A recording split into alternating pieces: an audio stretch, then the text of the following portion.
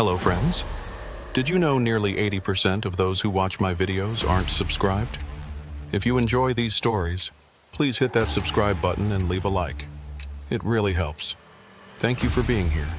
By the way, where are you watching from? Let me know in the comments. Truman Vale's Peterbilt rolled past mile 183 at exactly 12:47 a.m., the dashboard clock glowing pale green in the darkness of the cab. According to his manifest, El Paso was still 6 hours out, but that calculation assumed straight highway driving. Out here in the mountain pass between Arizona and New Mexico, where the two-lane road coiled through rock formations and dropped into sudden valleys, the real time always stretched longer. Through the windshield, Truman could see nothing beyond the twin cones of his headlights cutting through the black. No moon, no stars, no taillights from another vehicle. Just his truck's high beams sweeping across the empty asphalt, catching the occasional creosote bush or twisted juniper clinging to the roadside. He'd been running this route for 3 years now, ever since his dispatcher learned he didn't mind the isolation. Most drivers preferred the interstate 30 miles south, where rest stops appeared every 50 miles and the CB chatter kept you company. But Truman's cargo was sensitive. Precision electronics that couldn't handle the constant vibration of heavy truck traffic. And this old highway offered smoother pavement, gentler curves, and almost no one else. The CB radio mounted below his instrument panel hummed with static on channel 19, the universal trucker frequency. At this hour, though, no one was talking. Occasionally, a burst of interference would crackle through, or a fragment of conversation from some distant relay tower would bloom and fade before he could make out the words. Truman's right hand rested loosely on the steering wheel while his left brought a thermos cup to his lips. The coffee had gone lukewarm, bitter at the edges, but it was enough to keep his eyelids from drooping. Mile markers passed in rhythmic intervals. Mile 185, mile 187, mile 189. Each one flaring green in his headlights for a split second before vanishing back into the endless dark. He'd planned to take a break around 1 o'clock. His GPS showed a way station somewhere near mile 205, though he wasn't sure if it was still operational. Either way, 10 minutes to stretch his legs and check his fuel gauge would be enough to keep him sharp for the final push into Texas. At 1:03 a.m., as he passed the mile 191 marker, a small sign appeared on the right shoulder. Truman almost didn't notice it at first. Desert highways were littered with forgotten markers, faded detour warnings from roadwork completed years ago, rusted reflectors that hadn't been maintained since the 80s. But as his truck closed the distance, he eased off the accelerator and let his speed drop. The sign was smaller than standard highway markers, its reflective strips dulled by dust and weather, but the text was still legible in his headlights. Service Road, 0.3 miles. An arrow pointed east into the darkness beyond the shoulder. Truman frowned. He'd driven this stretch dozens of times and had never seen that sign before. More to the point, his GPS showed nothing out here.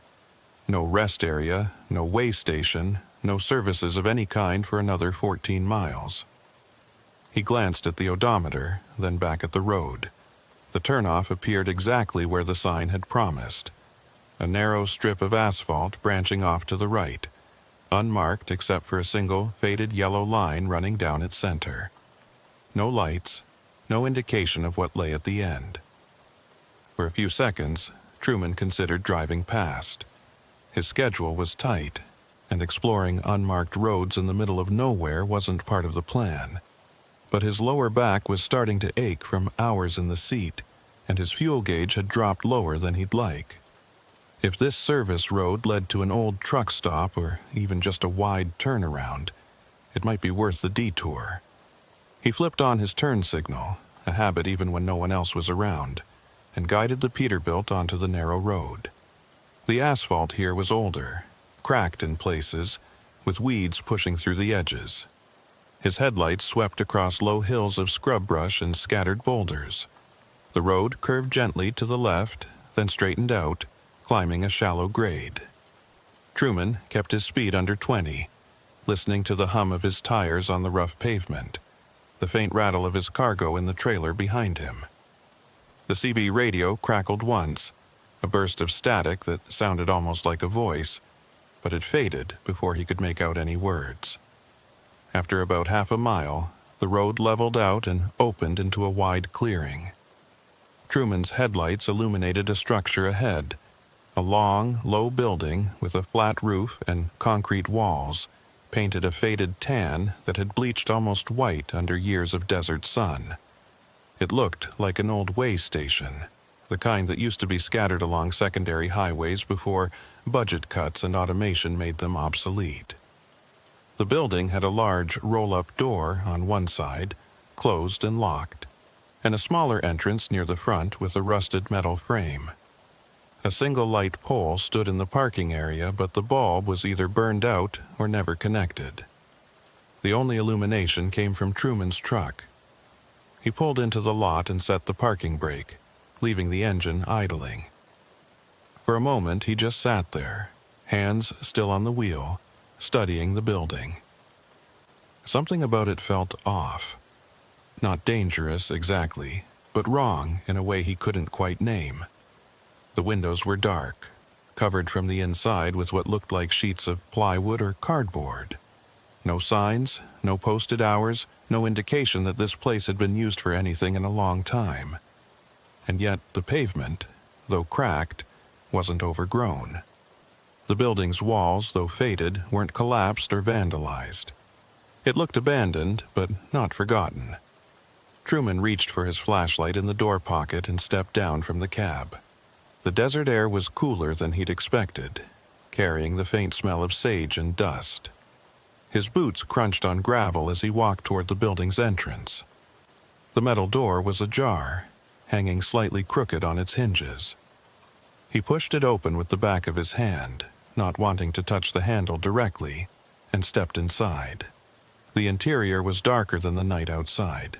His flashlight beam cut through the gloom, revealing a large open space that had once been a waiting area. A few plastic chairs were stacked in one corner, their seats cracked and sun-bleached. A counter ran along the far wall, its surface covered in a layer of fine dust. Behind the counter, a corkboard still held a few yellowed papers, notices about truck weight limits, a decades-old map of the county road system, a safety poster with colors so faded the text was barely readable. Truman moved the flashlight slowly across the room, taking in the details. Everything suggested this place had been closed for years, maybe a decade or more. But something was nagging at him, a detail his brain had registered but hadn't yet processed. He walked over to the counter and looked more closely at the papers pinned to the corkboard. Most were exactly what you'd expect. Administrative notices, inspection schedules, a phone list with numbers that probably didn't work anymore. But one document caught his eye. It was a logbook page, the kind truck drivers used to fill out by hand before electronic logging devices became mandatory. The paper was crisp, not yellowed like the others, and the ink looked fresh. Truman leaned in closer, angling his flashlight to read the handwritten entries. The first thing he noticed was the date at the top of the page. November 3rd, 2025. Today's date. His pulse quickened slightly, a small jolt of adrenaline that made his fingers tighten around the flashlight. He scanned down the columns. Driver name, truck number, cargo, time in, time out. There were only 3 entries, all in the same neat handwriting. The first 2 names meant nothing to him, J. Corbin, D. Salazar. But the third entry made his breath catch in his throat. Truman stared at the page, his mind racing through explanations. A coincidence. There had to be other drivers with the initials T. Except his truck was a Peterbilt 579 and his unit number was 447. He glanced at his watch. 1:11 a.m. 2 minutes past the time written on the log. His hand was steady, but his heartbeat wasn't. He told himself this was some kind of prank. Maybe another driver with the same rig who'd stopped here earlier and decided to mess with whoever came next. But that didn't explain how they'd know he'd be here, on this road, at this exact time. He reached for the CB mic clipped to his belt, thumbing it on. Any units on Channel 19? This is Truman Vale near mile 191 on Old Route 9. Anybody out there familiar with the service road way station? His voice sounded too loud in the empty building, bouncing off the concrete walls. The CB crackled with static, then fell silent. He tried again, this time on Channel 17, a less common frequency some local drivers used. This is Truman Vale, Peterbilt 447, requesting any info on the old way station east of mile 191. Anybody copy? For several seconds there was nothing but the hiss of dead air. Then a voice broke through, male, low, distorted by static or distance. The words were clipped, hard to make out. Don't use, service road, turn back. The transmission cut off abruptly, replaced by silence. Truman pressed the mic again. Say again, I didn't copy. What about the service road? No response. He waited another 30 seconds, listening to the faint buzz of the CB, but the voice didn't return. He clipped the mic back onto his belt and looked around the room again.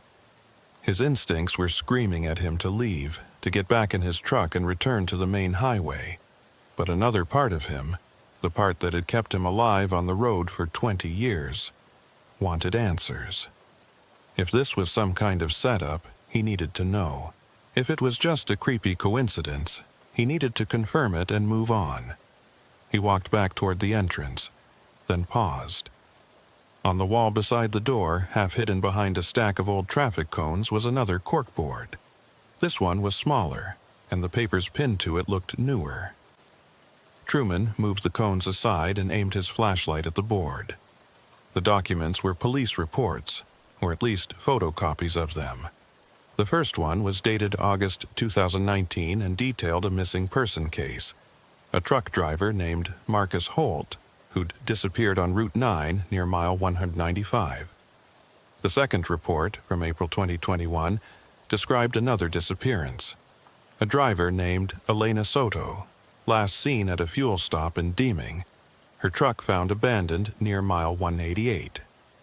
There were 5 more reports, all following the same pattern. Drivers who'd vanished on this stretch of highway, their rigs sometimes found, sometimes not, but the drivers themselves never located. Truman's mouth went dry. He scanned the names again, looking for any he recognized. None of them rang a bell, but the pattern was undeniable.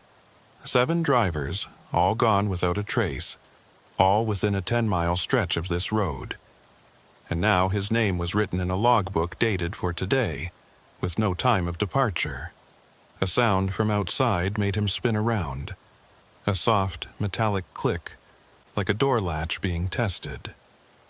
Truman killed his flashlight and moved to the window, peering through a gap in the plywood.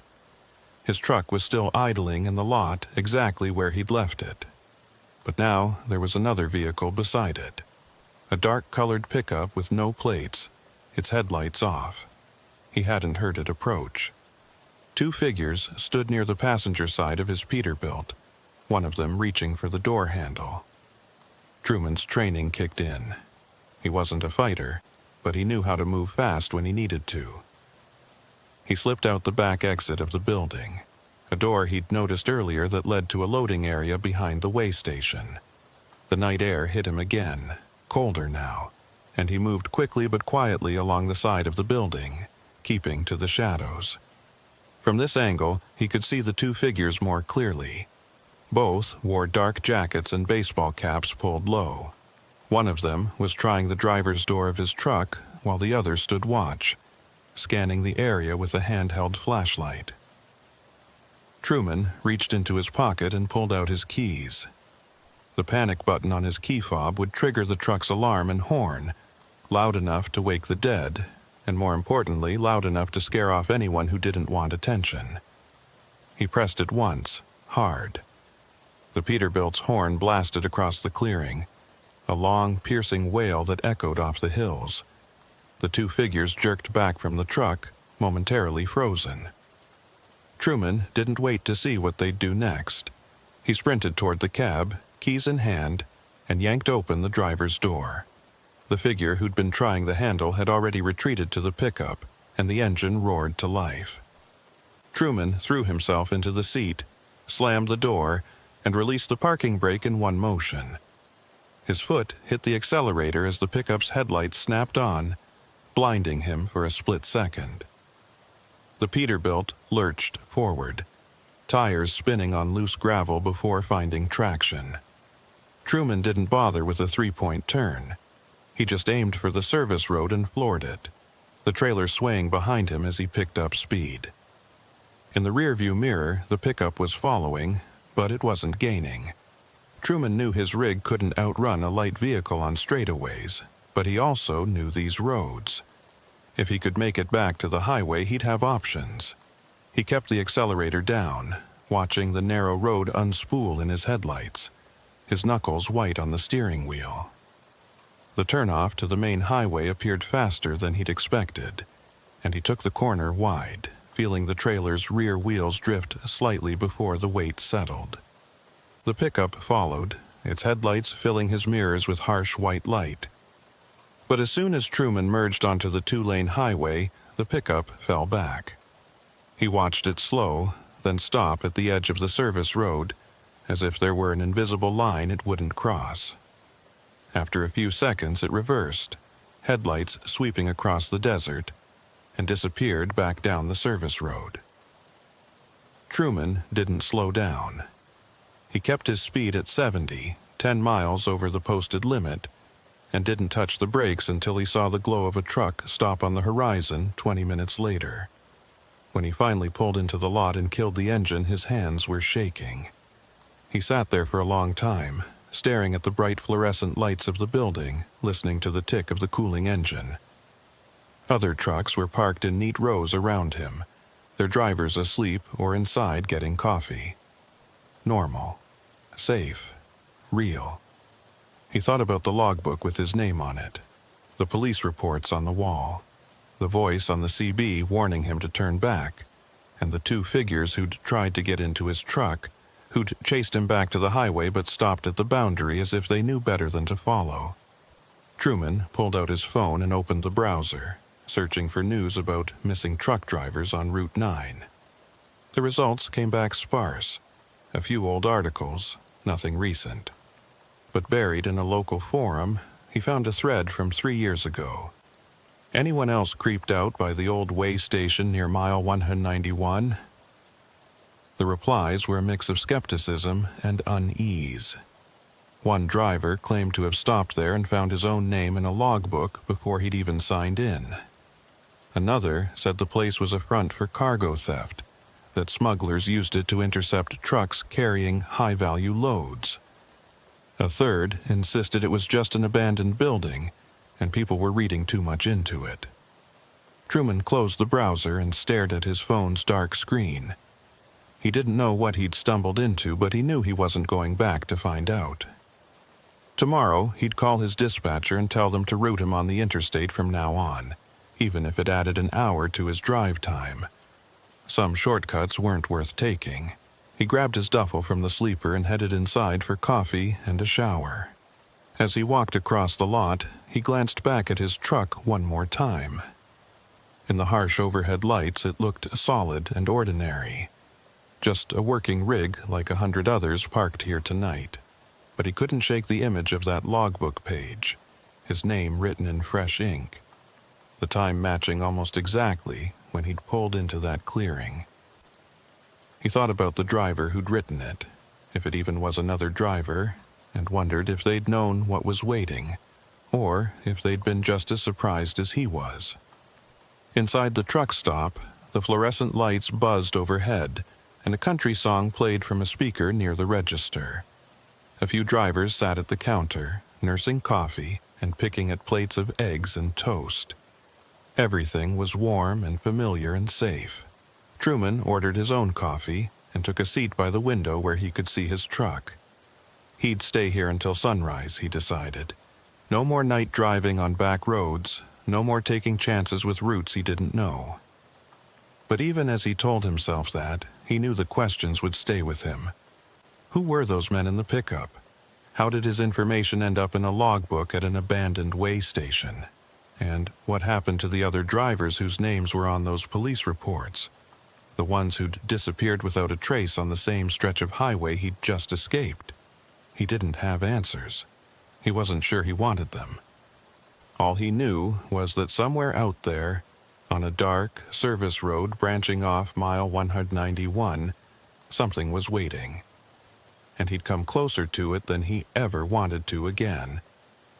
Truman didn't sleep that night. He sat in the truck stop booth until the sky started to pale, watching his Peterbilt through the window like it might disappear if he looked away. The coffee had gone cold in his cup an hour ago, but he kept holding it anyway, needing something solid in his hands.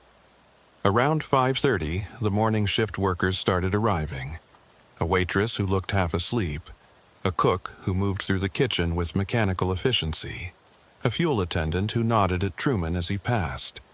Normal people doing normal jobs, unaware that 20 miles down the road, something deeply wrong was happening in an abandoned way station. By 6 a.m., Truman had made his decision. He pulled out his phone and scrolled through his contacts until he found the number for the Highway Patrol District office. He'd dealt with them before over the years. A few traffic stops, one accident report when he'd blown a tire on I-10, routine way station checks. He didn't know anyone personally, but he knew they took trucker reports seriously, especially when it involved potential cargo theft or highway safety issues. The line rang 4 times before a dispatcher answered, her voice crisp and professional. Truman explained what had happened, keeping his tone level and factual. The abandoned way station, the logbook with his information, the 2 men in the pickup, the police reports about missing drivers. The dispatcher listened without interrupting, then asked him to hold.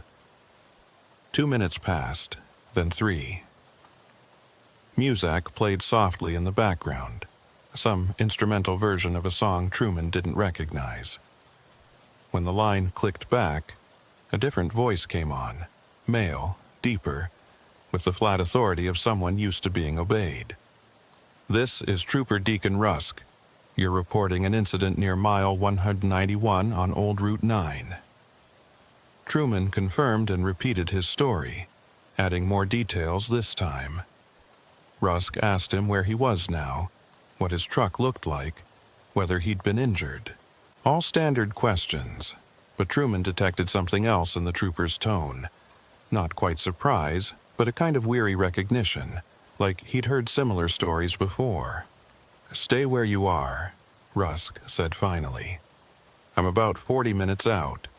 Don't go back to that location, and don't talk to anyone else about this until we've had a chance to discuss it in person." The line went dead before Truman could ask why. He set the phone down and stared at it for a moment, processing the trooper's words. Don't talk to anyone else. That wasn't standard procedure for a simple trespassing or attempted theft report. That sounded like something bigger, something Rusk didn't want getting out before he had the control of the narrative.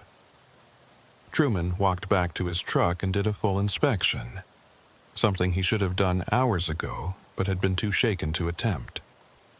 He circled the Peterbilt slowly, checking the trailer doors, the straps securing his cargo, the tires and undercarriage. Everything looked normal. No scratches, no tampering, no signs that the 2 men had managed to get inside before he'd scared them off. But when he reached the passenger side, he noticed something he'd missed in the dark. On the bottom step, just below the door handle, was a smear of reddish-brown dust. It looked like clay or dried mud, but the texture was wrong. Too fine, almost powdery. Truman crouched down and touched it with one finger. The residue came away easily, staining his skin in a way that felt uncomfortably like old blood, though he knew it wasn't. It was just desert soil, the kind that turned to powder after months without rain. Still, it bothered him. He hadn't walked through any dirt patches last night, and his route from the way station to his truck had been on pavement the whole way, which meant someone else had left that mark, someone who'd climbed up to his door and left traces of where they'd been. Truman pulled out his phone and took a photo of the smudge, then wiped it clean with a rag from his toolbox. He wasn't sure why he felt the need to document it, but instinct told him every detail mattered now. 45 minutes later, a white Ford Explorer with highway patrol markings pulled into the truck stop lot. The vehicle parked 2 spaces down from Truman's rig, and a man in his late 40s stepped out, tall, broad-shouldered, with gray threading through his dark hair, and the kind of face that had spent too many years squinting into the sun. He wore the standard tan uniform with a badge on his chest and a sidearm on his hip. But what struck Truman most was the way he moved. Deliberate, cautious, like someone walking into a situation that might turn bad without warning. Trooper Deacon Rusk looked around the parking lot once before approaching, his eyes cataloging every vehicle, every person, every possible line of sight. "Mr. Vale," Rusk extended his hand, and Truman shook it. The trooper's grip was firm, but not aggressive, professional. "Appreciate you waiting. Let's talk in your cab if that's all right with you. More privacy." Truman nodded and led the way. They climbed into the Peterbilt, Rusk taking the passenger seat and pulling the door shut behind him. For a moment, neither of them spoke. Rusk studied the interior of the cab, the logbook on the dash, the CB radio, the thermos still sitting in the cup holder. Then he pulled out a small notebook and a pen. "Tell me again what happened last night. Start from when you first saw the sign for the service road." Truman went through it all again, slower this time, pausing when Rusk asked for clarification or made notes. The trooper's face remained neutral throughout, giving nothing away. But when Truman described the logbook with his name and truck number already written in it, Rusk's pen stopped moving. "You're certain it was your information? Not just similar?" Truman nodded. "Unit 447, Peterbilt 579. My initials. The time was 2 minutes before I looked at my watch. I didn't imagine it." Rusk tapped his pen against the notebook, thinking. "And the police reports on the wall. You remember any of the names?" Truman recited the 2 he'd memorized. Marcus Holt from 2019, Elena Soto from 2021. Rusk's expression didn't change, but his jaw tightened slightly. Those are real cases. Both still open. Holt's truck was found abandoned near mile 188. No sign of him. Soto's rig disappeared completely, like she drove off the edge of the earth. He paused, choosing his words carefully. There have been others. Not just drivers. Hikers, motorists, people passing through this area who never made it to their destination. 7 confirmed disappearances over the last 6 years, all within a 10-mile radius of where you stopped last night. The confirmation sent a chill through Truman's chest. "So, what is that place? Some kind of trap?" Rusk exhaled slowly, rubbing his temple like he was fighting off a headache. "Officially, it's an abandoned way station that was decommissioned in 2003. The county owns the land but doesn't maintain it. We've responded to calls out there before. Vagrants using it for shelter. Kids breaking into party, that sort of thing. But every time we investigate, there's nothing. No evidence of recent activity, no signs of foul play, just an empty building." He met Truman's eyes. "Unofficially, there are rumors. Smuggling networks using old government infrastructure to move contraband. cargo thieves posing as law enforcement to intercept high-value shipments. Even some talk about a rogue operation, former cops or military running illegal checkpoints to rob drivers, but we've never found proof. No witnesses who'd talk, no physical evidence we could use in court. Truman felt his frustration rising. What about the logbook? What about those two men who tried to break into my truck? Rusk held up a hand. I believe you. But here's the problem. If we go out there right now, what do you think we'll find? I'm willing to bet that logbook page is gone. Those police reports you saw, probably gone too. And the men in the pickup, they'll be long gone. And without a license plate or clear description, we've got nothing to go on. These people, whoever they are, they're careful. They cover their tracks. So what am I supposed to do? Just forget it happened? Truman's voice came out harder than he'd intended, but he didn't care. He'd nearly been ambushed last night, and now he was being told there was no way to follow up. Rusk leaned back in the passenger seat, his expression softening slightly. No, you did the right thing by calling it in. I'm going to file a report, and I'll send a unit out to that way station today to document whatever's there. But I'm also going to give you some advice, driver to driver. Don't go back to Route 9. Use the interstate from now on. I know it's longer, and I know your cargo might be sensitive, but it's not worth the risk. Whatever's happening out there, it's been going on for years, and we haven't been able to stop it. Until we do, the best thing you can do is stay away. Truman wanted to argue, but he knew Rusk was right. He wasn't a cop or a detective. He was a truck driver with a load to deliver and a schedule to keep. Getting involved in whatever criminal operation was using that way station as a base wasn't his job. Still, the thought of just walking away sat poorly with him. What about the other drivers? The ones who disappeared? Do their families know you're still investigating? Rusk's silence was answer enough. After a moment, he said quietly, "Some cases go cold. Doesn't mean we stop caring. It just means we run out of leads." They sat in the cab for another few minutes while Rusk finished his notes and collected Truman's contact information. Before he left, the trooper reached into his jacket and pulled out a business card. "If you remember anything else, or if anyone contacts you about last night, call me directly. My cell's on the back." Truman took the card and studied it. Deacon Rusk, Highway Patrol, Criminal Investigations Division. The title made him pause.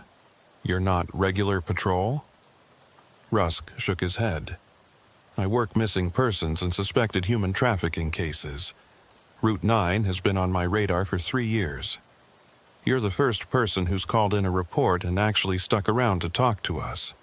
Most people just keep driving and try to forget what they saw."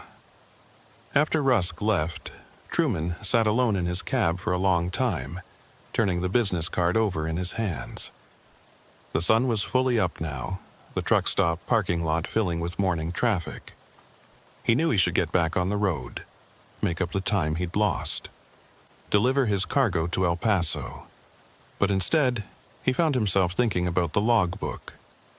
Not just the page with his name on it, but the other entries he'd seen. J. Corbin, D. Salazar. Were those real people? Had they stopped at that way station too? And if so, where were they now? He pulled out his phone and opened a search engine, typing in the names one at a time. The results were scattered and inconclusive. A few social media profiles that might or might not be the same people. No news articles. No missing person reports that matched. Either the names were fake, or the people behind them had disappeared so thoroughly that even the internet had forgotten them. Truman was about to close the browser when he noticed a forum post from a trucking community site. The thread was titled, "Weird Experiences on Route 9, Arizona-New Mexico Border." He clicked it open and started reading. The post went back almost 5 years, and the stories were disturbingly similar to his own. drivers reporting strange signs directing them to unmarked service roads. Abandoned buildings with lights that seemed to turn on and off at random. Vehicles following them for miles before disappearing without explanation. One poster described finding a logbook at an old rest stop with his truck's VIN number already written in it, dated 3 days before he'd even taken the load. Another claimed to have been chased by a pickup with no plates after stopping at a way station that didn't appear on any map. The thread had dozens of replies, some skeptical, others sharing their own encounters. But what struck Truman most was the pattern. Almost every incident happened between mile 185 and mile 200, and almost every driver mentioned the same thing, a feeling of being watched, of being expected. Truman scrolled to the most recent post, dated just 2 weeks ago. The username was Night Holler A7, and the message was short. Drove Route 9 last night. Saw the service road sign at mile 191. Didn't take it, thank God. But I saw something in my mirror after I passed. A truck that looked like mine, same model, same color, turning onto that road. I slowed down to see if they needed help, but when I looked again, there was nothing there, just empty pavement. I don't know what I saw, but I'm never running that road again. Truman had his stomach tightened. He thought about the voice he'd heard on the CB, the warning to turn back. Had that been another driver trying to help, or something else? He bookmarked the forum thread and closed his browser, feeling more unsettled than before. Knowledge was supposed to bring clarity, but all he'd found were more questions. Around 9 a.m., Truman finally started his truck and pulled out of the parking lot. He'd rerouted his GPS to take the interstate, adding an extra hour to his drive time. His dispatcher wouldn't be happy, but he'd deal with that later. As he merged onto the highway, he kept checking his mirrors, half expecting to see a dark pickup following him. But the road behind him stayed empty, just a normal stream of morning traffic heading east toward Texas. He was 50 miles past the truck stop when his CB radio crackled to life. At first, it was just static, the usual background noise of a dozen conversations happening on different channels. But then a voice cut through, clear and distinct, speaking directly to him. Truman Vale, Peterbilt 447. You made a mistake last night. Truman's hand shot to the CB mic, but before he could respond, the voice continued. You saw something you weren't supposed to see. You talked to people you weren't supposed to talk to. That makes you a problem. The transmission cut off, replaced by silence. Truman's heart was pounding now, adrenaline flooding his system. He scanned the road around him, nothing but passenger cars and a few other trucks, all of them maintaining normal speed and distance. No dark pickups, no vehicles closing in. He keyed the mic. Who is this? Identify yourself. No response. He tried again on channel 19, then channel 17, then every other frequency he could think of. Nothing. Just dead air. For the next hour, Truman drove in tense silence, his eyes constantly flicking between the road ahead and the mirrors. Every vehicle that came up behind him felt like a threat. Every exit seemed like a potential ambush point. He thought about calling Trooper Rusk, but what would he say? Someone spoke to him on a CB radio? That could have been anyone, anywhere. CB signals could bounce for hundreds of miles under the right atmospheric conditions. It didn't necessarily mean someone was following him. But the voice had known his name, his truck number, and it had referenced last night. By the time Truman reached El Paso and delivered his cargo, the sun was setting. He'd pushed through without stopping, skipping his usual meal break and ignoring his fatigue. The warehouse crew unloaded his trailer in 40 minutes, and Truman signed off on the paperwork with a shaking hand. His next load wasn't scheduled until tomorrow morning, which meant he had the night free. Normally, he'd find a quiet truck stop and catch up on sleep. But tonight, he wanted lights, people, noise, anything that would drown out the silence of his own thoughts. He parked at a busy travel plaza on the edge of the city and walked inside, past rows of slot machines and lottery kiosks, to a small diner tucked in the back. The place was crowded with travelers and local workers, the air thick with the smell of fried food and coffee. Truman took a booth in the corner where he could see the entrance and ordered a burger he didn't really want. While he waited, he pulled out Trooper Rusk's business card and dialed the cell number on the back. Rusk answered on the second ring. "This is Deacon." Truman identified himself and described the CB transmission he'd received.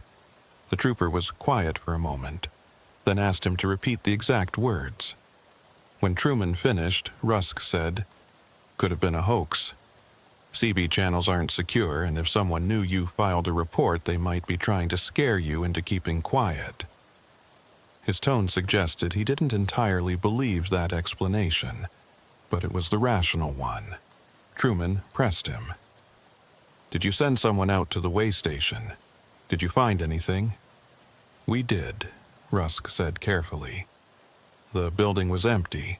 No logbook, no police reports on the wall, no signs of recent activity. Just dust and old furniture. Truman felt a surge of frustration. "So you're saying I made it up?" Rusk cut him off. "I'm saying exactly what I told you this morning. These people are careful. They clean up after themselves. But here's something I didn't mention earlier. We found tire tracks in the dirt behind the building. Recent ones, probably from last night. 2 sets, both consistent with a light truck or SUV. We're running the tread patterns, but it's going to take time." That was something, at least. Proof that someone had been there. "What do I do now?" Truman asked. Rusk's answer was the same as before. "Stay on the interstate. Don't engage if anyone contacts you again, and keep me updated if anything else happens." They ended the call, and Truman sat staring at his phone. He felt like he was caught in a story with no resolution, just an endless series of questions leading nowhere. His food arrived, and he forced himself to eat, though every bite tasted like cardboard. Across the diner, a waitress moved between tables, refilling coffee and chatting with regulars. She was older, maybe in her 60s, with short gray hair and a name tag that read Birdie. Truman watched her absently, envying the simplicity of her routine.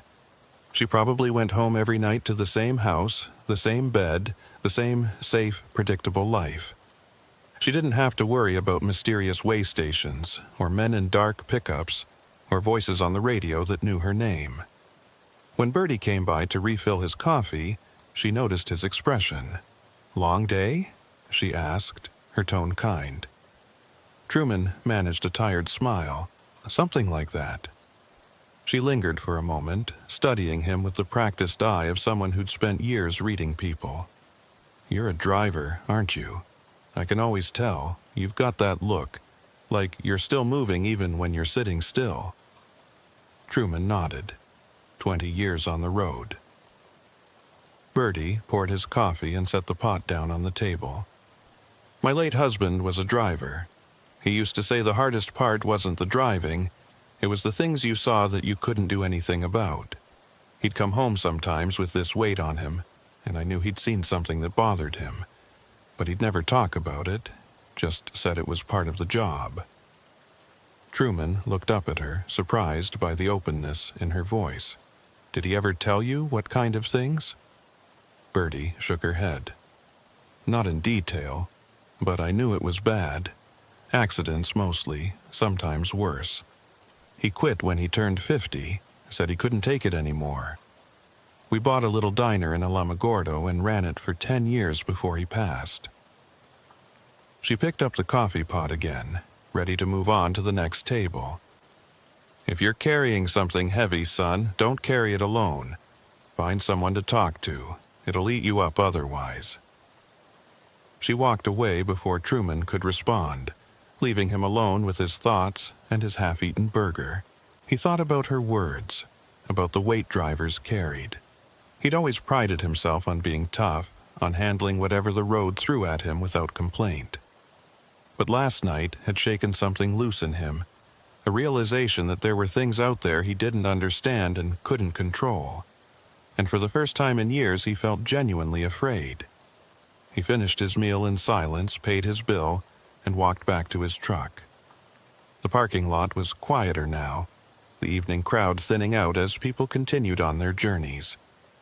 Truman climbed into his cab and locked the doors, then pulled the curtains closed around the sleeper.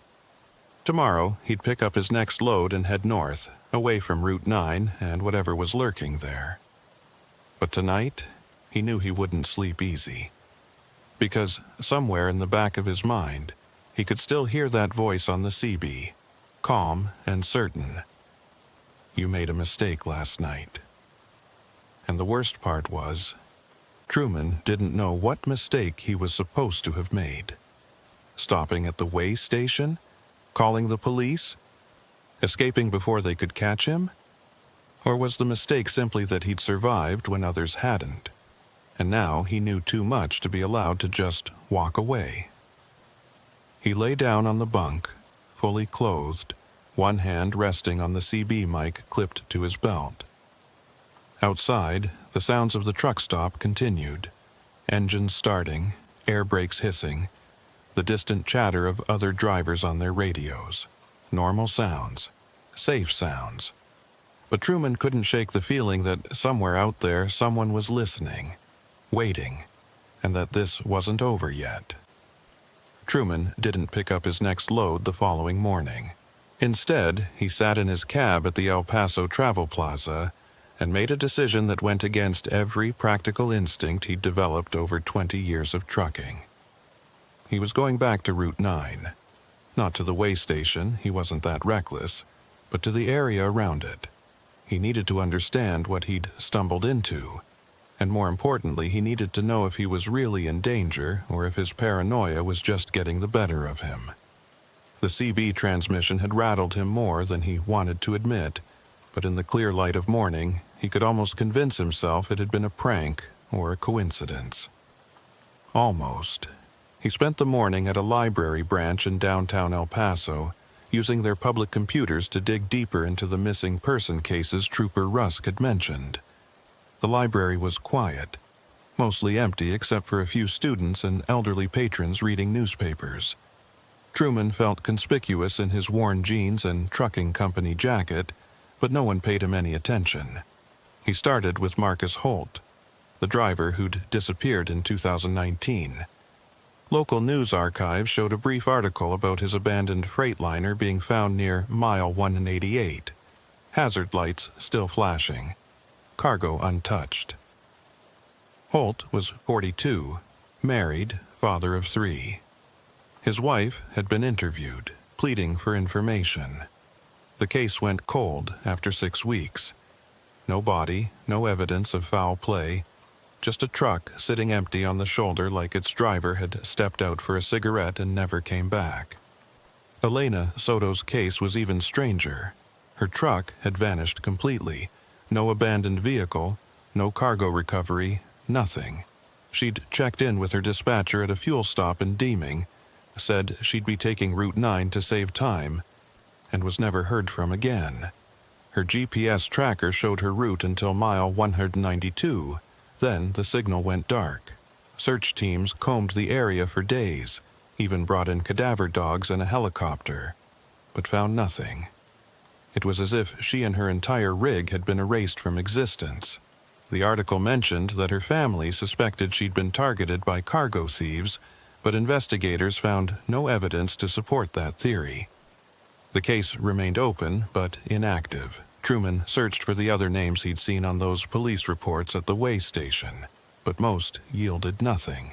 Either the reports had been fabricated to scare him, or the cases were too old or too minor to have made the news. But he did find 2 more disappearances that fit the pattern. A tourist named Gerald Vance, who'd gone missing while driving through the area in 2020, and a highway maintenance worker named Raymond Kolb, who'd failed to return from a routine inspection in 2022. Both cases went nowhere. Both happened within 5 miles of mile 191. By noon, Truman had filled 3 pages of a notebook with dates, names, and locations, trying to find a pattern beyond the obvious geographic clustering. Were the disappearances seasonal? No. They'd happened in every month except December and January. Were the victims a specific demographic? No. Young and old, male and female, local and out of state. The only common thread was the location, and the fact that none of them were ever found. It was as if Route 9 had a gravitational pull that swallowed people whole. Truman closed his notebook and stared at the computer screen. The rational part of his brain told him he should let it go, that this was a job for law enforcement, not a truck driver with too much curiosity. But the other part, the part that had seen his name written in a logbook before he'd even arrived, knew he couldn't just walk away. Someone had expected him. Someone had known he'd take that service road, and that meant this wasn't random. It was targeted. He left the library and drove north, retracing his route from 2 nights ago. The interstate was busy with midday traffic, but when he turned onto Route 9, the road emptied out almost immediately. It was strange how quickly the world changed. 1 minute he was surrounded by 18-wheelers and SUVs, radio stations clear and strong. The next, he was alone on a 2-lane highway with nothing but static on the airwaves and miles of empty desert stretching to the horizon. The isolation felt deliberate, like the road itself was designed to make people disappear. Truman slowed as he approached mile 191. In daylight, the service road turnoff looked even less remarkable than it had at night. Just a narrow strip of cracked asphalt branching east, easy to miss if you weren't looking for it. The sign he'd seen before was gone. No marker, no arrow, nothing to indicate the road even existed. Truman pulled onto the shoulder and put the truck in park, leaving the engine running. He sat there for several minutes, studying the turnoff through his windshield. The pavement was visible for maybe 50 yards before it curved out of sight behind a low ridge. Beyond that, he could see nothing. No buildings, no vehicles, no movement. He thought about driving down there again, but immediately dismissed the idea. Whatever was at that way station, they knew he'd been there once. Going back would be walking into a trap. Instead, he pulled out his phone and called Trooper Rusk. The call went to voicemail. Truman left a brief message saying he was back at mile 191 and asked Rusk to call him back. Then he sat and waited, watching the service road like it might suddenly produce answers. 20 minutes passed. A few cars drove by on the main highway, their drivers not even glancing at the turnoff. Truman's CB radio crackled occasionally with distant chatter. Truckers coordinating fuel stops. Someone complaining about construction delays near Albuquerque. Normal road talk. Nothing threatening.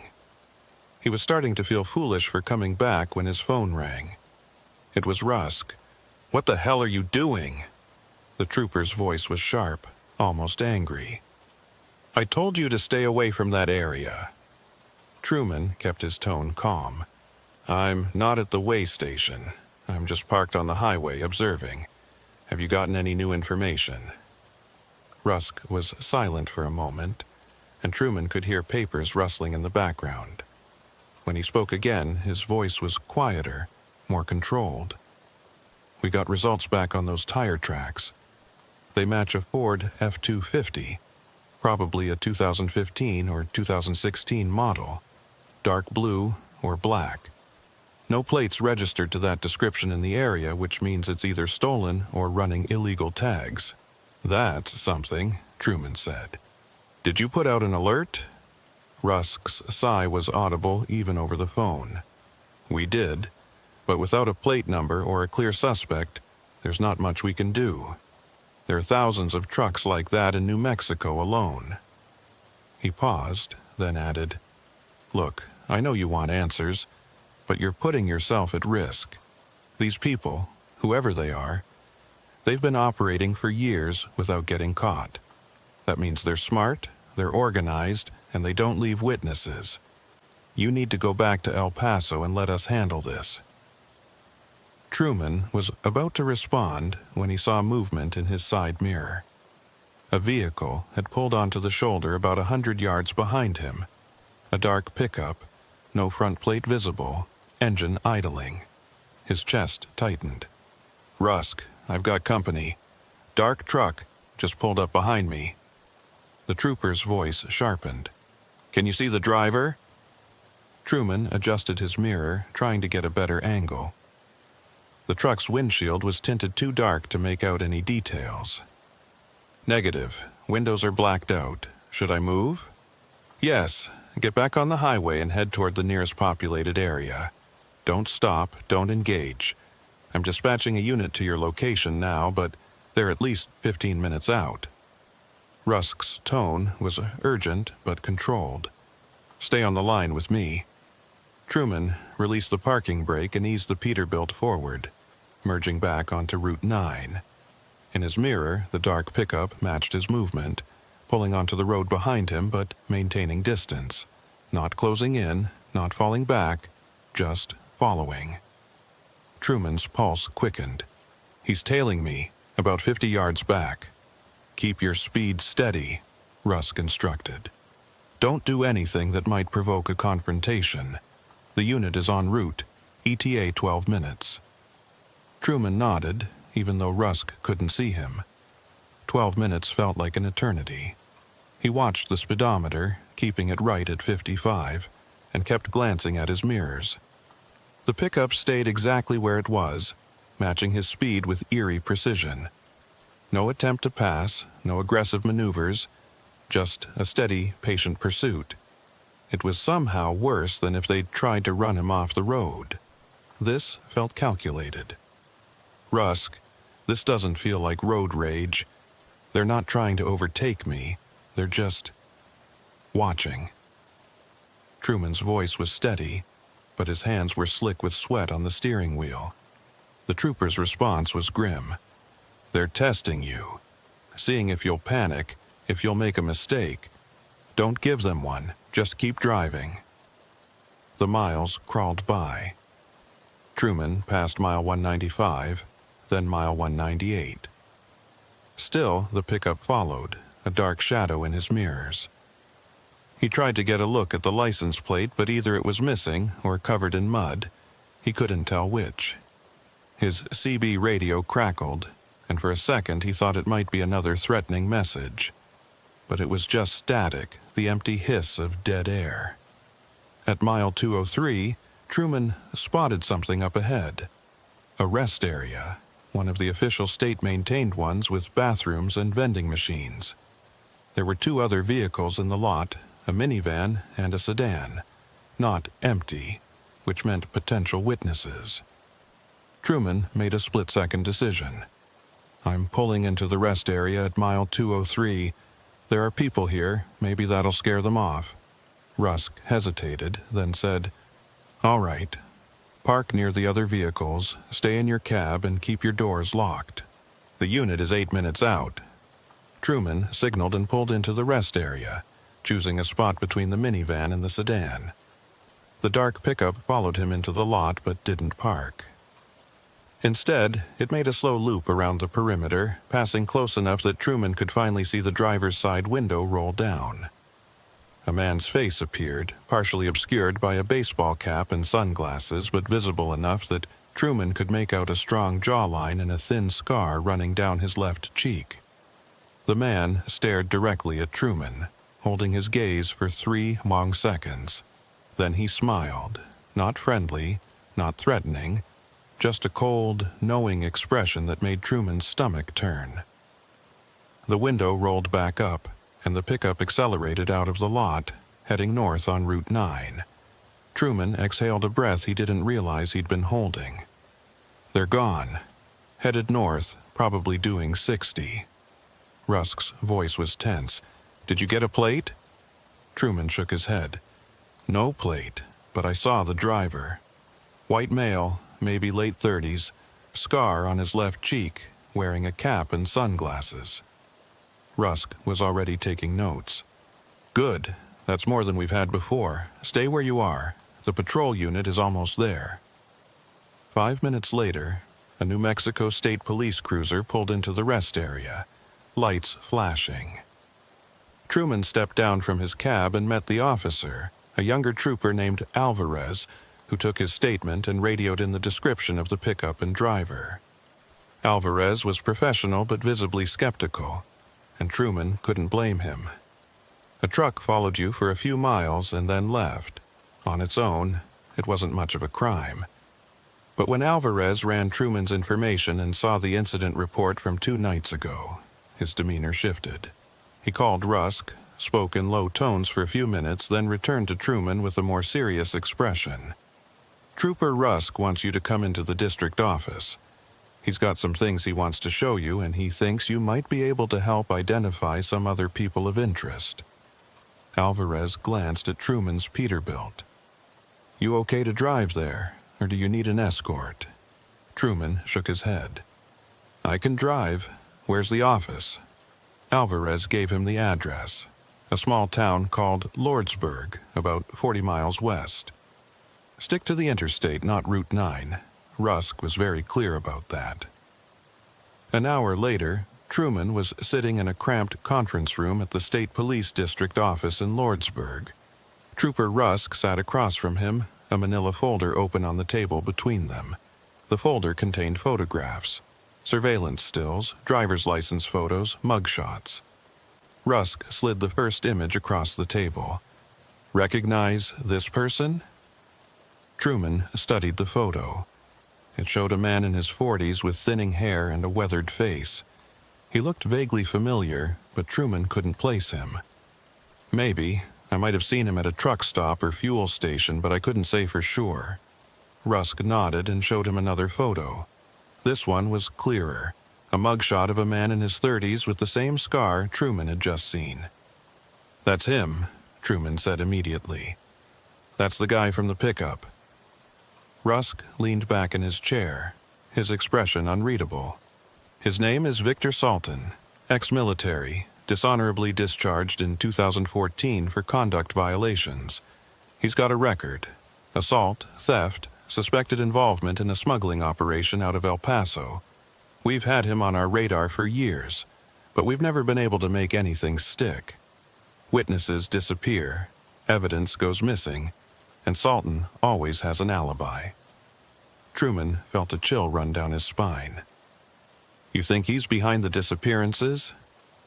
Rusk pulled out another photo, this one showing a group of men standing next to a semi-truck. Salton was among them, along with 2 others Truman didn't recognize. "We think he's part of a crew.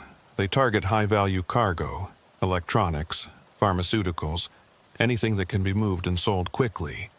They use the old way station as a staging area.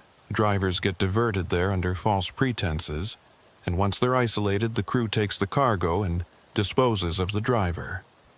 The bluntness of Rusk's words hit Truman like a punch.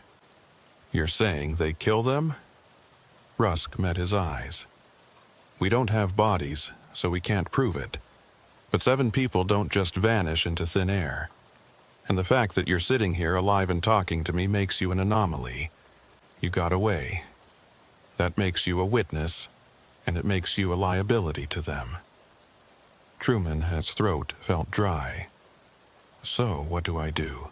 "You testify," Rusk said simply. "We're building a case, but we need someone who can put Salton at that location and describe what happened. Your testimony, combined with the tire tracks and the CB transmission, might be enough to get a warrant. From there, we can dig deeper, maybe find physical evidence that ties them to the other disappearances." Truman hesitated. "And if I testify, what happens to me? Do I get protection, or do I just become a bigger target?" Rusk didn't sugarcoat it. "I can't promise you'll be safe. These people are dangerous. But I can promise we'll do everything in our power to bring them in before they have a chance to come after you." He tapped the folder. "Right now, you're the best lead we've had in 3 years. I need you to help us close this." Truman thought about the logbook with his name in it. The police reports on the wall.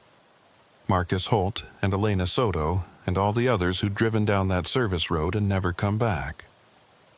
He thought about their families, still waiting for answers that might never come. And he thought about the scar-faced man in the pickup, smiling at him like they shared a secret. He couldn't let that stand. "All right," Truman said finally.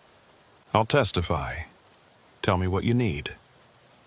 For the next 2 hours, Rusk walked him through the process. Formal statements, timeline reconstructions, identifying other potential witnesses from the trucking forum Truman had found. They discussed the CB transmission, the logbook, the 2 men who'd tried to break into his truck. Every detail was documented, photographed, recorded. By the time they finished, it was late afternoon, and Truman felt drained. But he also felt something else. Purpose.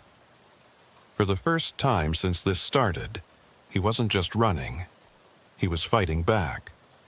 As Truman prepared to leave, Rusk handed him a new business card. This one with an after-hours number and an email address. "If anything happens, anything at all, you contact me immediately. Don't wait, don't second-guess yourself. I'll have patrols increase their presence on Route 9, and I'll put out a bolo for Salton's truck. But you need to be careful. These people are watching, and they know you talked to us." Truman pocketed the card. "I will, and Rusk, thank you for taking this seriously."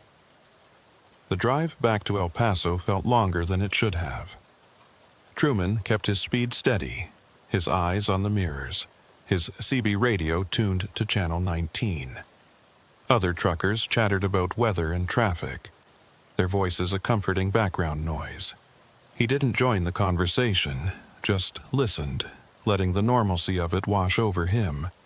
But in the back of his mind, he couldn't stop thinking about Victor Salton's smile, cold and knowing, like a predator sizing up prey. When Truman finally pulled into the travel plaza that night, he parked under the brightest light he could find, nose out, with a clear view of the entrance. He did a full walk-around of his truck, checking every lock, every strap, every panel. Everything was secure, but he didn't feel secure. He felt exposed, like he was standing on a stage with a spotlight on him and 1,000 eyes watching from the darkness beyond. Inside the plaza, he bought a cup of coffee and a sandwich he didn't taste. He sat at a table near the window, his back to the wall, and watched the parking lot. Trucks came and went, drivers moving through their routines with the weary efficiency of people who'd done this 1,000 times. No one paid him any attention. No dark pickups, no suspicious vehicles, no men with scars. Just normal people living normal lives. But Truman knew better now. He knew that underneath the surface of this normal, everyday world, there were currents running dark and deep. There were people who saw drivers like him not as human beings, but as opportunities. And there were places like that way station at mile 191, where the rules didn't apply and anything could happen. He'd survived one encounter with that world. He wasn't sure he'd survive another. His phone buzzed with a text from Rusk. Warrant approved. Raiding the location tomorrow at dawn. Stay safe. Truman read the message twice, then put his phone away. Tomorrow, the police would move on the way station. Tomorrow, they might find evidence. Tomorrow, they might start getting answers for the families of Marcus Holt and Elena Soto and all the others. But tonight, Truman was alone with his coffee and his thoughts, and the growing certainty that this wasn't over. Not yet. He finished his meal and returned to his truck, climbing into the sleeper and drawing the curtains. He didn't undress, didn't even take off his boots. He just lay there in the darkness, listening to the sounds of the travel plaza outside. Engines, air brakes, voices, and underneath it all, in the quiet spaces between sounds, he listened for something else. The crunch of gravel, the click of a door latch, the whisper of a voice on the CB saying his name. He told himself he was being paranoid. He told himself the police would handle it. He told himself he was safe. But deep down, in the place where instinct lived, Truman knew the truth. The clock at mile 191 hadn't just stopped for him. It was counting down. And when it reached 0, someone would come to collect. Truman woke to the sound of his phone buzzing on the dashboard. For a disorienting moment, he didn't know where he was. The sleeper berth was dark, the curtains drawn tight, and his neck ached from sleeping in his boots. Then memory crashed back. The way station. Victor Salton. The warrant. He fumbled for his phone, squinting at the screen. 6:14 a.m. The caller ID showed Trooper Rusk's number.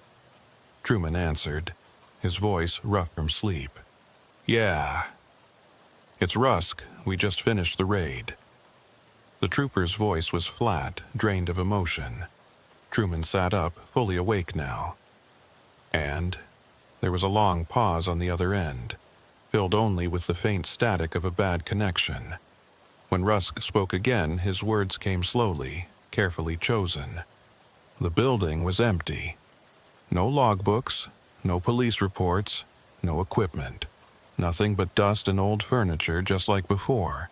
We brought cadaver dogs, checked the surrounding area for graves or dump sites. Nothing. No forensic evidence, no tire tracks this time. No indication anyone's been there in years. Truman's chest tightened. That's impossible. I was there 3 days ago. There were tire tracks. You confirmed it. Rusk's sigh was audible. I know. But either they cleaned the scene completely, or... He trailed off. Truman finished the thought. Or what? Another pause. Or... We're dealing with something more sophisticated than a simple cargo theft operation. The kind of people who have the resources to sanitize a site this thoroughly, this quickly. That's not amateur hour. That's professional. Truman rubbed his face with his free hand, trying to process what he was hearing. What about Salton? Did you pick him up? Rusk's answer was clipped. We tried. His last known address was abandoned. His truck's not registered to him. It's owned by a shell company that doesn't exist on paper. We've got a bolo out, but so far, nothing. It's like he knew we were coming. The implication hung in the air between them. Unspoken but clear. Either someone had tipped Salton off, or he'd been watching closely enough to know when to disappear. So, what now? Truman asked, though he already suspected the answer. Rusk's tone softened slightly. Now, we keep investigating. We'll follow up on the shell company, track financial records, put pressure on known associates. But realistically, without physical evidence or a suspect in custody, this case is going to stall. I'm sorry, Truman. I know that's not what you want to hear. It wasn't. But Truman had been around long enough to know how these things went. Cases went cold, leads dried up, people moved on. What about me? Am I still at risk? I don't know, Rusk admitted. If Salton's smart, and he clearly is, he'll lay low for a while. He knows we're watching now, but that doesn't mean you're safe. It just means the threat might not be immediate. He paused. Keep your head down. Vary your routes.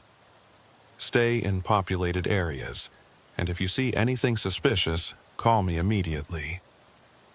They ended the call, and Truman sat in the dim light of his sleeper, staring at nothing. The raid had been his best hope for closure, for answers, for some kind of resolution. And now it was gone, dissolved into the same fog of uncertainty that surrounded everything else about this case. He thought about going home, taking a few days off to clear his head. But home was an empty apartment in Tucson that he barely recognized anymore, and taking time off meant sitting alone with his thoughts, something he'd learned to avoid over the years. The road was better. The road kept him moving, kept him focused on the next delivery, the next mile marker, the next sunrise. So he got dressed, splashed water on his face in the Travel Plaza bathroom, and checked his dispatch for the next available load. His dispatcher had him scheduled for a run to Phoenix, picking up auto parts at a warehouse in Las Cruces. Standard job, interstate all the way. No back roads, no detours. Exactly what he needed. The drive to Las Cruces was uneventful. Morning traffic on I-10 was light, and Truman made good time. He picked up the cargo without incident, signed the paperwork, and was back on the road by noon. Phoenix was 4 hours west, straight shot on the interstate. He'd arrive before dark, drop the load, and find a truck stop for the night. Simple, safe, normal. But as the miles rolled by, Truman couldn't shake the feeling that he was being watched. Every vehicle that lingered in his mirrors felt like a potential threat. Every rest area looked like a place where someone might be waiting. He told himself it was paranoia, a natural response to what he'd been through. But knowing it was paranoia didn't make it feel any less real. Around 2 p.m., Truman's CB radio crackled to life.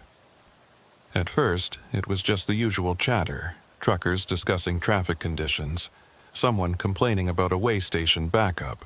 But then a voice cut through, clearer than the others, speaking directly into the noise.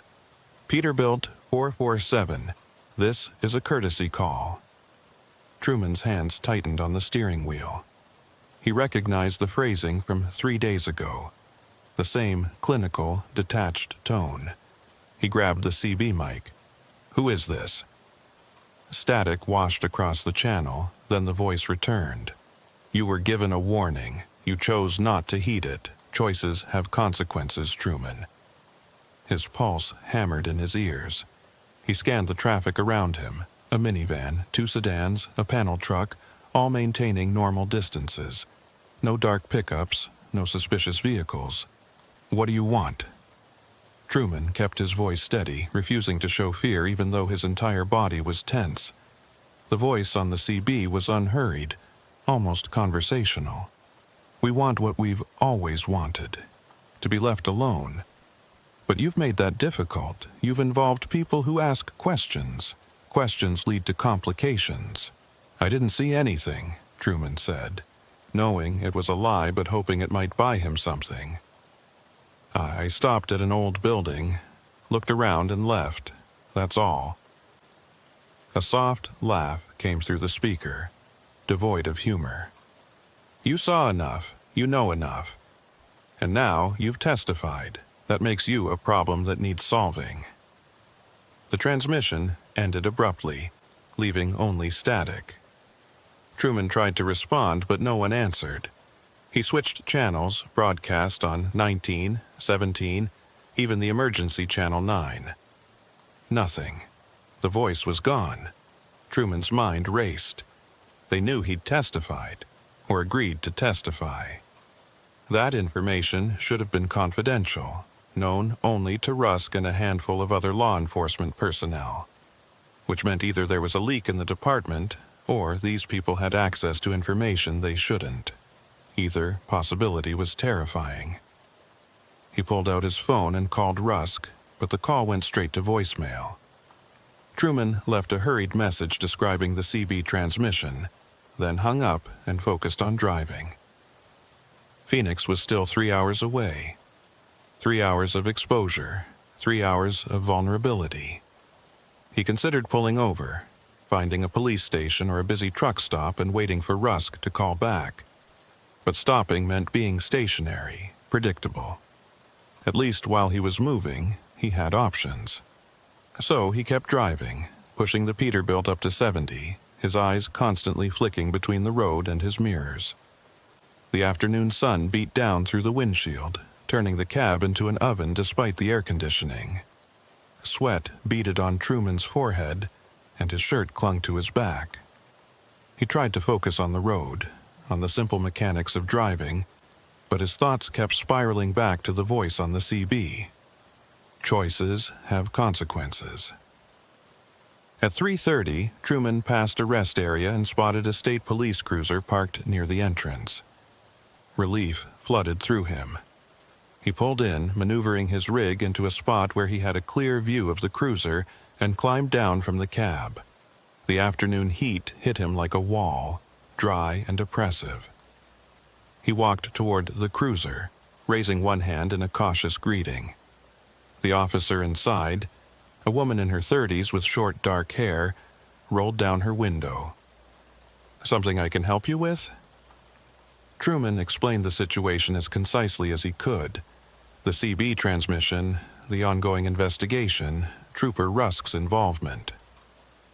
The officer listened, her expression shifting from mild curiosity to focused concern. She asked for his information, ran his license, and made a call on her radio. After a few minutes, she stepped out of the cruiser. "Trooper Rusk confirms your story. He's advised me to provide an escort to your destination. Where are you headed?" Truman told her Phoenix, and she nodded. "I can take you as far as the county line, then I'll coordinate a handoff to another unit. Stay close, don't stop unless I stop, and keep your CB on Channel 19 in case I need to communicate." The escort helped, but it didn't eliminate Truman's anxiety. He followed the cruiser back onto the interstate, maintaining a steady distance behind her flashing lights. Other drivers moved aside, giving them space, and for a while Truman allowed himself to hope that this might actually work, that he'd make it to Phoenix, drop his load, and figure out his next move from there. But hope was a fragile thing, and the road had a way of shattering it. At 4:15, just as they crossed into Maricopa County, Truman's CB radio crackled again. This time the voice was different, younger, edged with impatience. "Peterbilt 447, you're making this harder than it needs to be. Police can't protect you forever." Truman's breath caught. He grabbed the mic. "I've got a state police escort. Whatever you're planning, it's not going to work." A pause, then the voice responded with something that chilled him more than any threat. "We know. We're counting on it." The words were still echoing in Truman's mind when he saw the vehicle ahead. A dark pickup, no plates, pulled onto the shoulder about a quarter-mile up the road. The state police cruiser was already passing it when Truman realized what was happening. The pickup accelerated hard, merging into traffic directly behind the cruiser, inserting itself between Truman and his escort. Truman hit his horn, a long blast to warn the officer, but the cruiser was already too far ahead to see the pickup in her mirrors. And then, with a precision that spoke of planning, the pickup slowed abruptly, forcing Truman to brake hard. His trailer swayed, cargo shifting in the back, and by the time he'd regained control, the cruiser was gone, disappeared around a bend, unaware that she'd lost her charge. Truman was alone on the highway with the dark pickup directly in front of him. He could see the driver now, a silhouette behind tinted glass, one hand resting casually on the window frame. The pickup slowed further, dropping to 45, then 40. Truman's options flashed through his mind. He could try to pass, but the pickup would just match his speed and block him. He could stop completely, but that would leave him vulnerable. Or he could call for help and hope someone arrived before things got worse. He chose the third option, fumbling for his phone while trying to keep one hand on the wheel. But before he could dial, the pickup's brake lights flared, and it came to a complete stop in the middle of the highway. Truman had no choice. He slammed on his brakes, feeling the Peterbilt shudder as the air brakes engaged, the trailer fishtailing slightly before the whole rig ground to a halt. They were stopped in the right lane of I-10, traffic whipping past on the left, horns blaring. The pickup's driver door opened, and a man stepped out, not Victor Salton, but someone else, younger, wearing dark jeans and a black jacket. He walked toward Truman's truck with the calm confidence of someone who knew he had control of the situation. Truman's hand went to the door lock, confirming it was engaged, and he reached for the CB mic. Officer needs assistance, I-10 eastbound near mile marker. He didn't get to finish. The man outside pulled something from his jacket. Not a weapon, but a small rectangular device.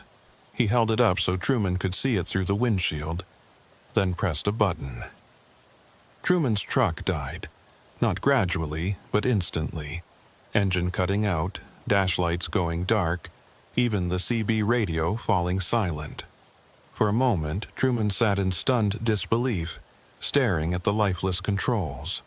Then, understanding hit. A kill switch. They'd installed something on his truck, probably while he'd been inside the travel plaza last night. Something that could remotely disable the electronics. He tried the ignition. Nothing. The engine wouldn't even turn over. He was trapped in a dead vehicle in the middle of a busy highway, completely at their mercy. The man outside tapped on the driver's window with one knuckle, the sound sharp and insistent. When Truman didn't respond, the man held up the device again and made a turning motion indicating Truman should roll down the window. Truman shook his head. The man's expression didn't change. He walked around to the passenger side, out of Truman's line of sight. Truman heard a metallic scraping sound, then a louder bang, and realized with sick certainty that they were breaking in. He lunged for his phone, but his hands were shaking so badly he could barely unlock the screen. He managed to dial 911 just as the passenger door wrenched open, and the man climbed into the cab. The 911 operator's voice was tinny and distant. 911, what's your emergency? Truman tried to speak, but the man grabbed the phone from his hand and ended the call with a single swipe. Then he sat back in the passenger seat, studying Truman with cool appraisal. Up close, Truman could see he was young, maybe mid-20s, with pale eyes and a face that held no emotion whatsoever. You should have stayed away, the man said quietly. All of this could have been avoided. Truman's voice came out hoarse. What do you want? The man reached into his jacket again, and this time Truman flinched, expecting a weapon. But instead, the man pulled out a folded piece of paper and set it on the dashboard between them. A reminder. You saw something you weren't supposed to see. You talked to people you weren't supposed to talk to. And now you need to understand the consequences of those choices. He tapped the paper. Open it. With shaking hands, Truman unfolded the paper. It was a photocopy of a police report, one of the ones he'd seen on the wall at the way station. But this time, the name at the top wasn't Marcus Holt or Elena Soto. It was his own, Truman Vale. The report was dated today. Location of incident, I-10 eastbound, mile 184. Status, missing. Last seen operating Peterbilt, 447. No body recovered. Investigation ongoing. The words blurred as Truman stared at them, his mind refusing to process what he was seeing. This was a threat, a preview, a promise of what would happen if he didn't fall in line. The man spoke again, his tone almost gentle. We're not here to hurt you. We're here to give you a choice. You can walk away from this. Tell Trooper Rusk you were mistaken, that you didn't see anything conclusive at the way station. Withdraw your testimony. Move on with your life. Or, he gestured at the paper, you can become another statistic, another driver who disappeared on a lonely stretch of highway. It's your decision. Truman's throat was bone dry. And if I agree, how do I know you won't come after me anyway? The man smiled, and it was the most unsettling thing Truman had seen yet. A smile that didn't reach his eyes, mechanical and empty. You don't. But you have our word that as long as you stay quiet, you're not worth the effort. We have bigger concerns than one truck driver who saw too much. Forget about mile 191. Forget about Victor Salton, and we forget about you. Before Truman could respond, the sound of sirens cut through the air. The man's expression flickered, not fear, but annoyance. He reached over and pressed a button on the device he'd used to kill the truck. The dashboard lights blinked back to life, and Truman heard the engine rumble back to power. The man opened the passenger door and stepped down, pausing to look back at Truman one more time. "Smart choice," he said, as if Truman had already agreed. Then he was gone, jogging back to the pickup. The vehicle roared to life and accelerated onto the shoulder, disappearing into traffic before Truman could even think to note the direction. 2 state police cruisers arrived 30 seconds later, lights flashing, officers rushing to Truman's truck with hands on their holsters. The female officer who'd been escorting him was among them, her face tight with concern and anger. "What happened? Are you hurt?" Truman opened his mouth to tell her everything. The pickup, the man in the cab, the kill switch, the paper that was still sitting on his dashboard.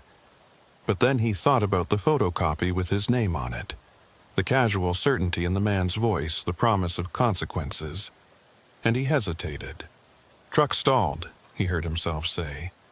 "I don't know why, it just died in the middle of the highway." The lie tasted bitter, but it came out smoothly. The officer frowned, clearly not convinced. "We received a 911 call from this number. Lasted about 2 seconds before it was disconnected. You sure that's all that happened?" Truman nodded, forcing himself to meet her eyes. "Must have been a pocket dial. I was panicking when the truck died. Thought I was going to get rear-ended." The officers searched the area, checked Truman's truck for tampering, and took his statement. They found nothing. The kill switch, if it even existed, was hidden too well for a roadside inspection. Eventually, they let him go with a warning to get his electronics checked at the next service center. Truman drove the remaining hour to Phoenix in silence, his mind replaying the encounter over and over. When he finally reached the warehouse and unloaded his cargo, it was almost dark. He found a truck stop on the outskirts of the city and parked under the lights, but he didn't go inside. He just sat in his cab, staring at the photocopy of the police report with his name on it. His phone rang. Trooper Rusk. Truman stared at the screen for a long moment before answering. "Truman, the officer who escorted you said your truck stalled. You didn't mention anything else? No contact with suspicious vehicles?" Truman's mouth opened, and for a second he was going to tell the truth. But then he thought about the empty raid, the sanitized crime scene, the way Salton had disappeared like smoke. He thought about 7 other people who'd tried to fight back and ended up as names on police reports, their families still waiting for answers that would never come. "No," Truman said finally. "Just a mechanical issue. Truck's running fine now." Rusk was silent for a long moment. "All right, keep me posted if anything changes." They ended the call, and Truman set the phone down. He knew he'd just made a choice. Not the choice he wanted to make, but the only one that felt like it might keep him alive. He thought about Marcus Holt, stopping on the shoulder with his hazard lights flashing. He thought about Elena Soto, checking in at a fuel stop and never being heard from again. He thought about all the others whose names he'd seen on those reports. People who'd encountered something they couldn't understand and paid for it with their lives. And now he was one of them. Not dead, not yet, but marked, compromised, caught between the law and something that operated outside it, something with resources and reach and the patience to wait for the right moment. Truman folded the photocopy and tucked it into his logbook, a reminder of the promise that had been made. "As long as you stay quiet." The words echoed in his mind as he finally climbed into the sleeper, too exhausted to undress. Sleep came slowly, interrupted by the sound of engines and footsteps that might have been real or might have been his imagination. 3 weeks later, Truman was still driving. He'd filed his report with the trucking company about the mechanical issue, and they'd sent the Peterbilt to a shop for inspection. The mechanics found nothing wrong. No kill switch, no signs of tampering. Just a healthy truck that had mysteriously stalled and then restarted. Truman didn't push the issue. He took the truck back and returned to his roots, always choosing the interstate, always avoiding Route 9.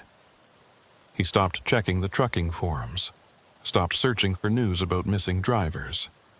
He didn't call Trooper Rusk, and Rusk didn't call him. But sometimes, late at night when he was alone on a dark stretch of highway, Truman would think about that way station at mile 191. He'd think about the logbook with his name already written in it, the timestamp matching almost exactly when he'd arrived. He'd think about the voice on the CB, calm and certain, and the young man with pale eyes who'd sat in his passenger seat and offered him a choice that wasn't really a choice at all. And he'd wonder if it had been real, the whole thing, every moment, or if it was something else.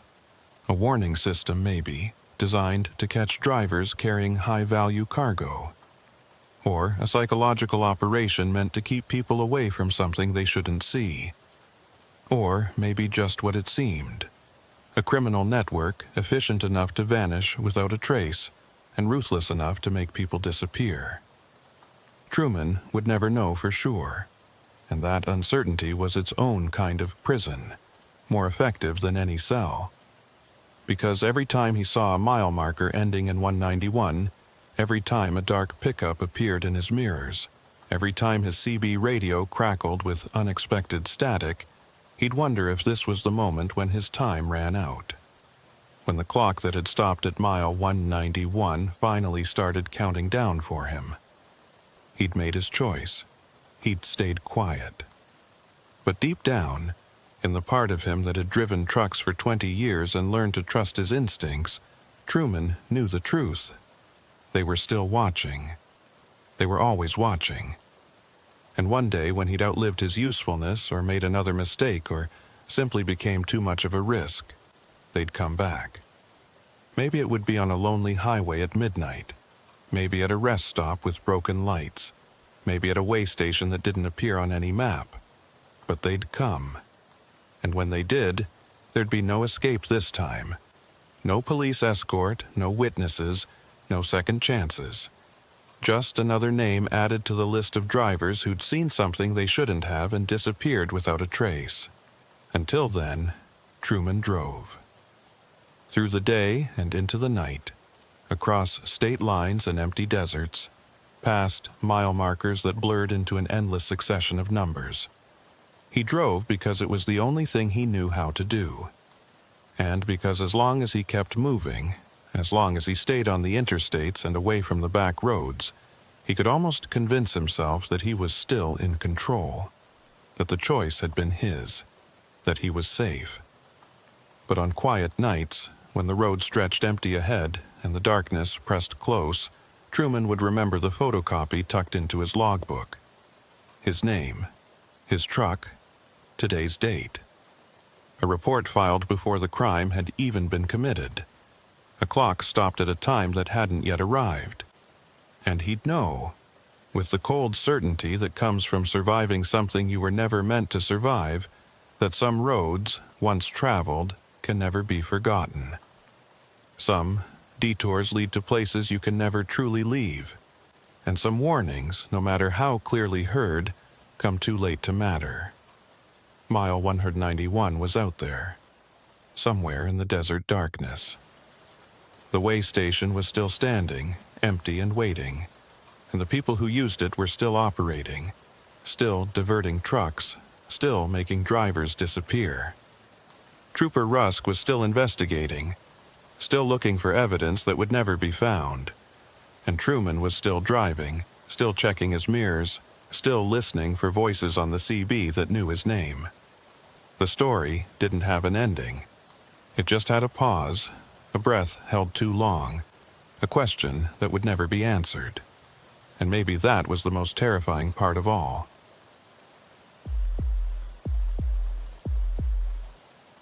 Merritt Quayle had been driving through rain for the last 90 miles, and it showed no signs of letting up.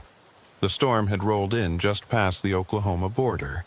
turning the evening sky a bruised purple black and reducing visibility to whatever his headlights could cut through. Water sheeted across the windshield faster than the wipers could clear it, and every few minutes a gust of wind would hit the Kenworth broadside, making the trailer sway. This was the kind of weather that made even veteran drivers nervous, not dangerous enough to pull over, but bad enough that you couldn't afford to let your attention drift for even a second. The highway stretched ahead through flat plains country, fields of corn and sorghum on either side disappearing into the darkness and rain. U.S. Route 183 wasn't a major trucking corridor. Most drivers preferred the Interstate 50 miles east, but Merritt had taken this route specifically because it was quieter. After 23 years behind the wheel, he'd learned to appreciate empty roads and solitude. The CB radio mounted above his head crackled with occasional static but remained mostly silent.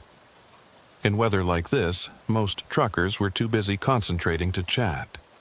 Merritt kept his speed at a careful 55, watching for standing water and debris that might have washed onto the pavement. The digital clock on his dashboard read 9:47 p.m. He'd been on the road since 6 that morning, hauling agricultural equipment from Kansas City down to Amarillo.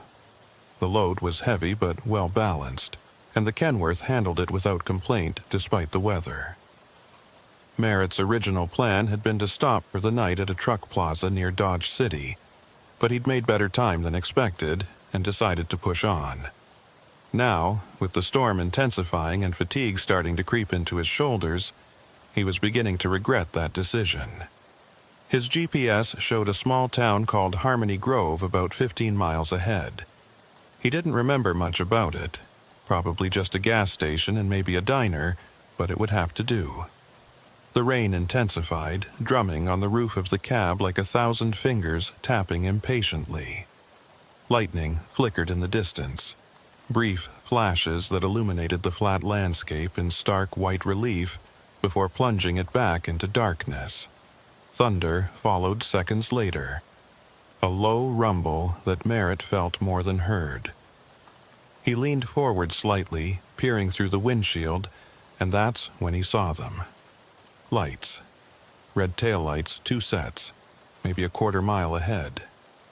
They appeared suddenly through the rain, glowing like embers in the darkness, and Merritt felt a small surge of relief. Another vehicle meant he wasn't completely alone out here. He maintained his distance, not wanting to crowd whoever was ahead of him in these conditions.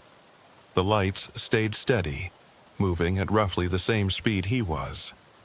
After a few minutes, Merritt realized there were actually 3 sets of lights, not 2. 3 vehicles traveling close together, which suggested a convoy. That wasn't uncommon among truckers, especially in bad weather. There was safety in numbers, and if one rig ran into trouble, the others could help or at least call for assistance. Merritt considered reaching for his CB to see if the convoy was on any of the standard channels, but before he could, the lights ahead began to fade. Not like they were pulling away, but like they were being slowly erased by the rain. Merritt blinked hard, rubbing his eyes with one hand while keeping the other on the wheel. When he looked again, the lights were gone completely. The road ahead was empty, just rain and darkness, and the hypnotic sweep of his own headlights. He frowned, confused. There hadn't been any turnoffs, no side roads visible through the storm. The highway here was straight as a ruler, and he'd been watching those lights for at least 3 or 4 minutes. Vehicles didn't just disappear, not unless they'd somehow pulled off the road without him noticing. But there was nowhere to pull off, just ditches on either side and open farmland beyond. Merritt slowed slightly, scanning the shoulders for any sign of the vehicles. Nothing. No brake lights, no hazard flashers, no shapes pulled over in distress. Just empty pavement glistening with rain. He picked up his CB mic and keyed it, his voice cutting through the static. "This is Kenworth southbound on 183, mile marker 94. Anyone else out here tonight?" He released the button and waited. Static hissed back at him, punctuated by occasional pops and crackles. No response. He tried again on channel 19, then channel 17. Still nothing. Either there was no one else on this stretch of road, or the storm was interfering with transmissions. A particularly violent gust of wind slammed into the truck, and Merritt had to correct the wheel to keep from drifting into the other lane. The rain was getting worse, coming down so hard now that his wipers were almost useless. Visibility dropped to maybe 50 feet, and Merritt considered pulling over to wait it out. But the shoulder here was narrow, and stopping in zero visibility conditions was asking to get rear-ended by someone who didn't see him in time. Better to keep moving slowly than to become a stationary target. The mile markers crawled past. Mile 95, mile 96, mile 97. Each one appeared briefly in his headlights, rainwater streaming down the reflective numbers, before vanishing back into the storm. Merritt's hands were starting to ache from gripping the wheel so tightly, and his eyes burned from the strain of trying to see through the downpour. He was seriously considering finding a wide spot to pull over when his headlights caught something ahead on the right shoulder. A building, low and rectangular, set back maybe 20 yards from the road.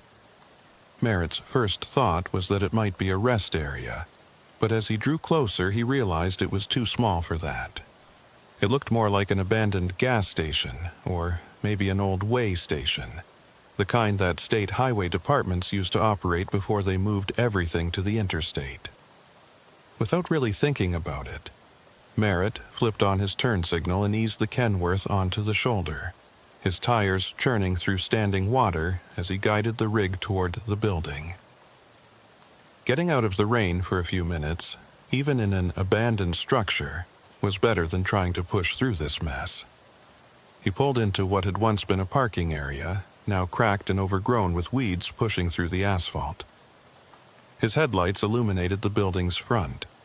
Concrete block walls painted a faded tan, a rusted metal awning that had partially collapsed, dark windows that might have been boarded up from the inside.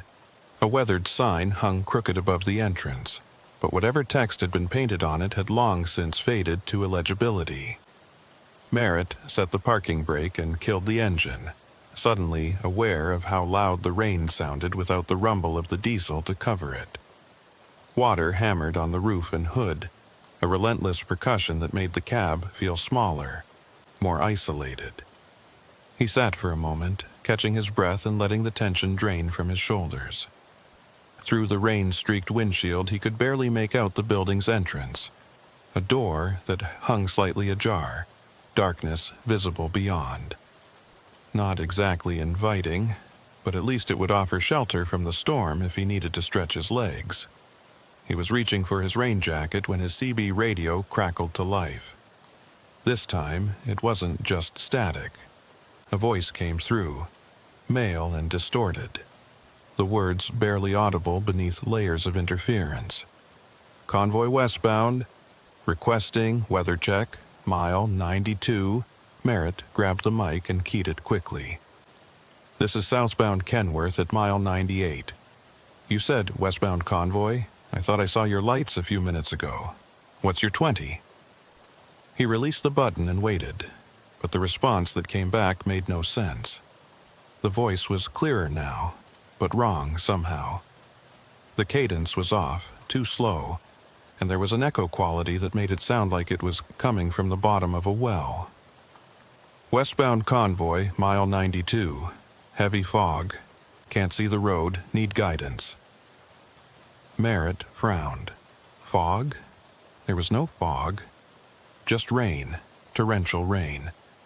And the accent was strange, the phrasing formal in a way that felt out of place. Modern truckers didn't say requesting weather check or need guidance. They said things like, how's it looking ahead? Or, can anyone see through this crap? Merritt tried again. Convoy, you said mile 92? I'm at 98, about 6 miles south of you. Conditions here are heavy rain, no fog. Are you sure about your location? This time, the response came faster, and it sent a cold prickle down Merritt's spine. Mile 92. 3 trucks. Can't see the markers. Think we're lost. Radio's not working right. If anyone can hear this, we need... The transmission cut off abruptly, replaced by static so loud Merritt flinched and turned down the volume. He sat staring at the radio, trying to process what he'd just heard. 3 trucks. That matched what he'd seen. 3 sets of taillights before they vanished. But something was deeply wrong about that transmission. The voice, the phrasing, the mention of fog when there clearly wasn't any, and the way it had cut off mid-sentence, like someone had pulled the plug. Merritt keyed the mic again. "Convoy at mile 92, do you copy? This is Kenworth at mile 98, I'm hearing you, but your transmission is breaking up. What's your call sign?" Nothing.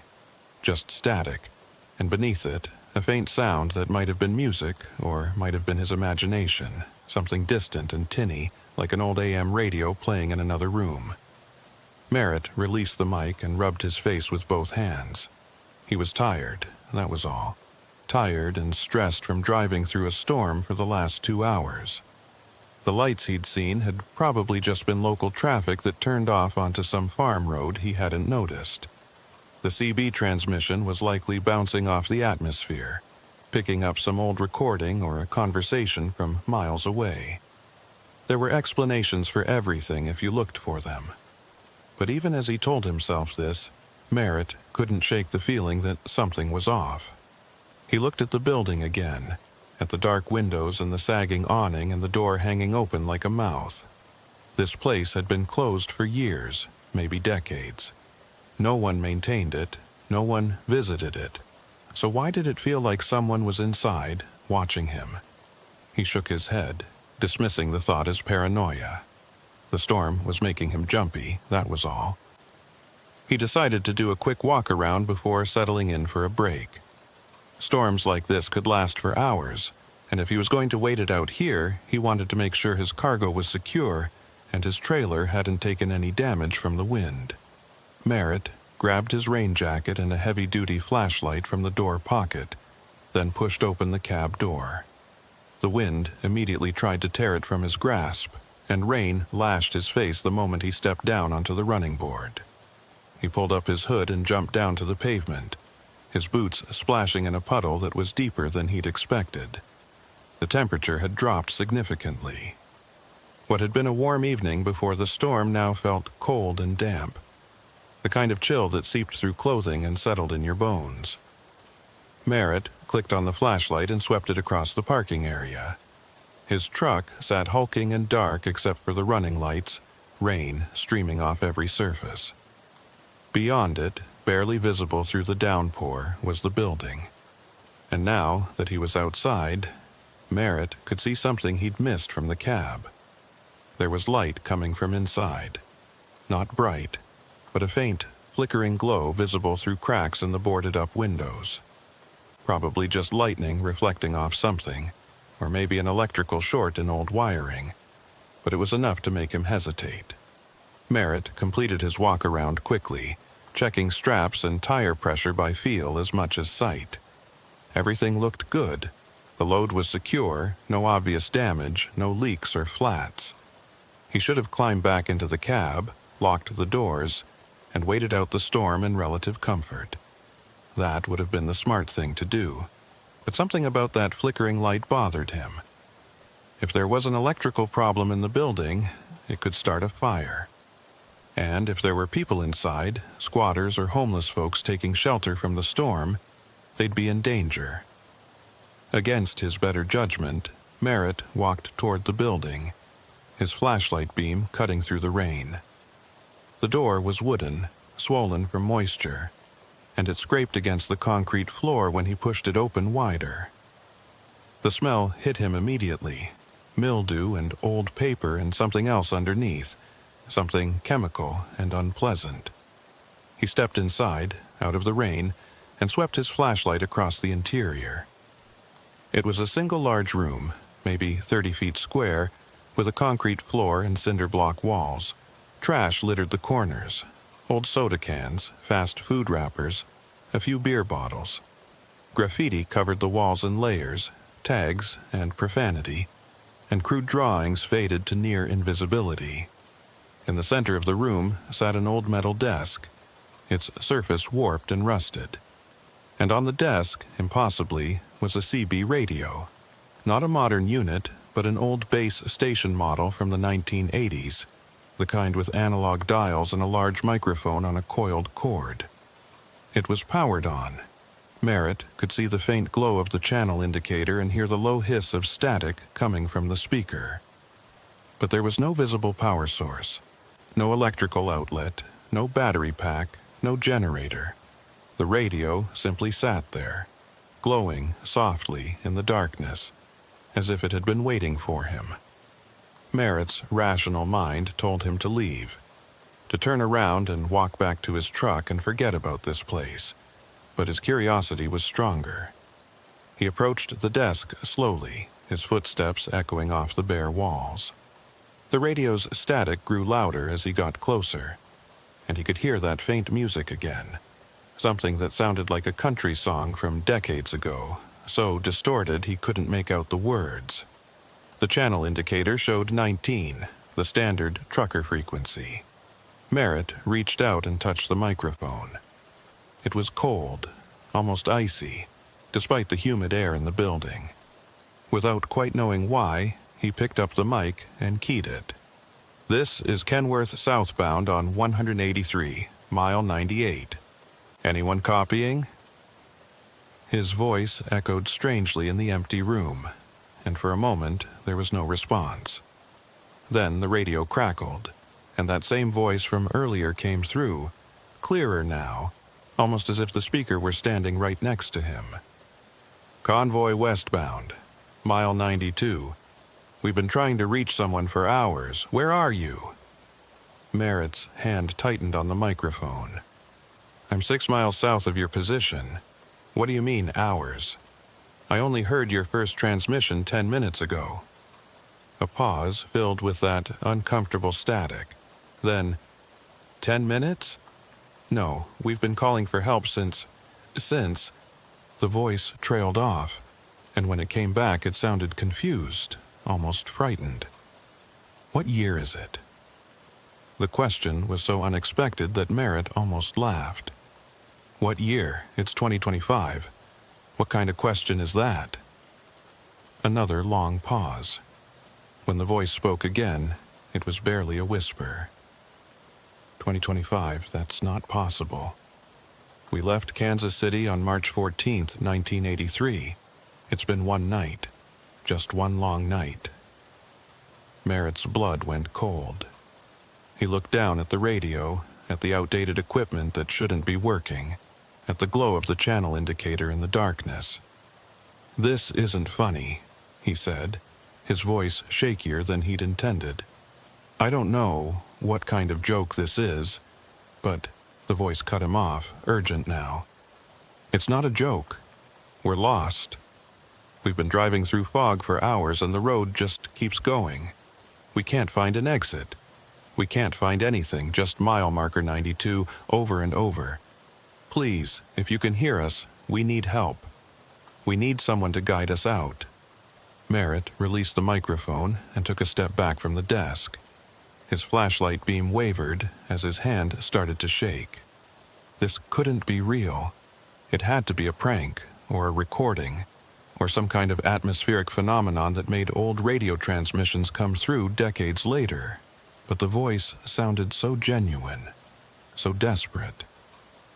And the mention of 1983, that was more than 40 years ago, long before Merritt had even started trucking. He was about to respond when another sound cut through the static. A long, mournful note that Merritt recognized immediately. An air horn. Not from his truck, but from somewhere outside, somewhere close. He spun toward the door, his flashlight illuminating the rain-soaked parking area beyond. And there, just visible through the downpour, were lights. 3 sets of headlights, old and yellowish. Not the bright white halogens of modern trucks. They were parked in a line on the shoulder of the highway, maybe 50 yards from where Merritt's Kenworth sat. 3 trucks, their shapes barely visible through the rain, their engines idling with a sound that was deeper and rougher than what you'd hear from a contemporary diesel. Merritt's heart hammered in his chest. Those trucks hadn't been there when he'd pulled in. He'd have seen them, heard them. But now they sat there, silent except for the rumble of their engines and the hiss of rain hitting hot metal. As he watched, one of the cab doors opened, and a figure climbed down. Merritt couldn't make out details through the rain, just a silhouette moving toward the building, moving toward him. He backed away from the door, his flashlight beam wild and unsteady. The CB radio on the desk crackled again, and the voice spoke one more time. "We see you. We see your light. Are you the one who can help us? Can you show us the way out?" Merritt's mouth was too dry to answer. He turned and ran for the back of the building, looking for another exit. But there was only one door, the one he'd come through. The one where the figure was now standing, silhouetted against the rain, looking in at him with eyes he couldn't see but could feel on his skin like a physical touch. "Please," the voice on the radio whispered. "We've been lost for so long. Don't leave us here. Don't leave us in the fog." And that's when Merritt realized what was wrong with what he was seeing. The 3 trucks outside, the figure in the doorway, they weren't surrounded by rain. They were surrounded by fog. Thick, gray fog that swirled and eddied around them. Fog that had nothing to do with the storm that was currently drowning everything else in water. Fog that shouldn't exist. Couldn't exist, but was there anyway. Rolling closer, reaching toward the building like fingers stretching out to grab him. Merritt burst through the door and into the rain, his boots splashing through puddles as he ran for his Kenworth. Behind him, he could hear something. Not footsteps exactly, but a sound like fabric dragging across wet pavement. Slow and deliberate. He didn't look back. His hands were shaking so badly it took him 3 tries to get the door open, and when he finally hauled himself into the cab, he immediately hit the lock button and started the engine. The diesel roared to life, and Merritt threw the transmission into gear without bothering to check his mirrors. He just wanted distance between himself and that building, between himself and whatever was standing in that doorway. The Kenworth lurched forward, tires spinning briefly on the wet asphalt before finding purchase. Merritt guided the rig back onto the highway, his headlights cutting through the rain. He risked one glance in his side mirror and saw the building receding into the darkness. The 3 trucks were still there, barely visible through the storm, their lights dim and yellowish. And the fog, that impossible thick fog, still coiled around them like something alive. Then the rain intensified, a wall of water that obscured everything, and when Merritt looked again, the scene was gone. Just empty highway behind him, as if the building and the trucks had never existed at all. He drove for 5 miles without slowing, his heart hammering against his ribs, his hands locked on the steering wheel.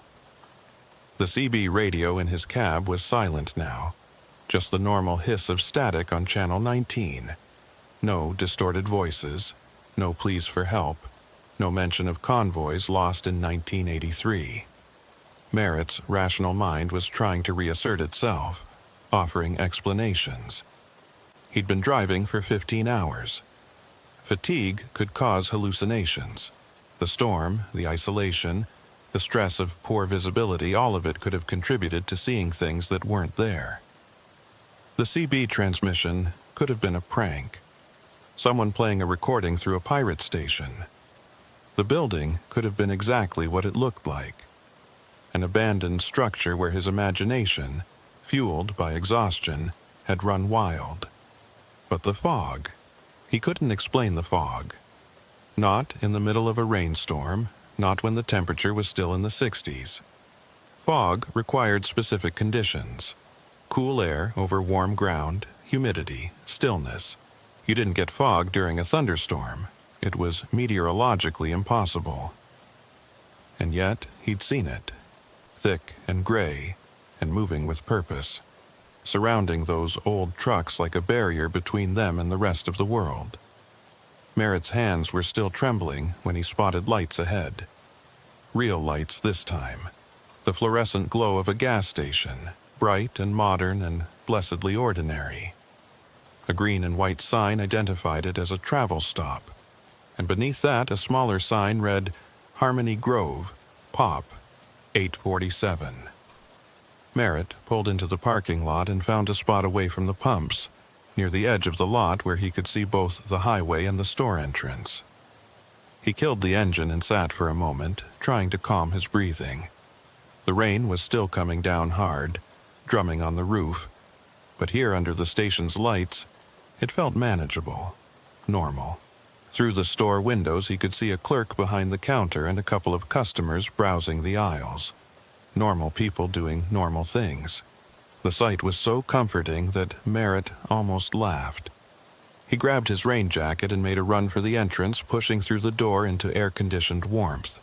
The clerk looked up, a woman in her 50s with gray hair pulled back in a ponytail and tired eyes that suggested she'd been working the night shift for too many years.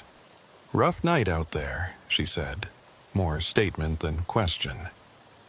Merritt nodded, peeling off his wet jacket. "You could say that. How far back does this storm system extend?"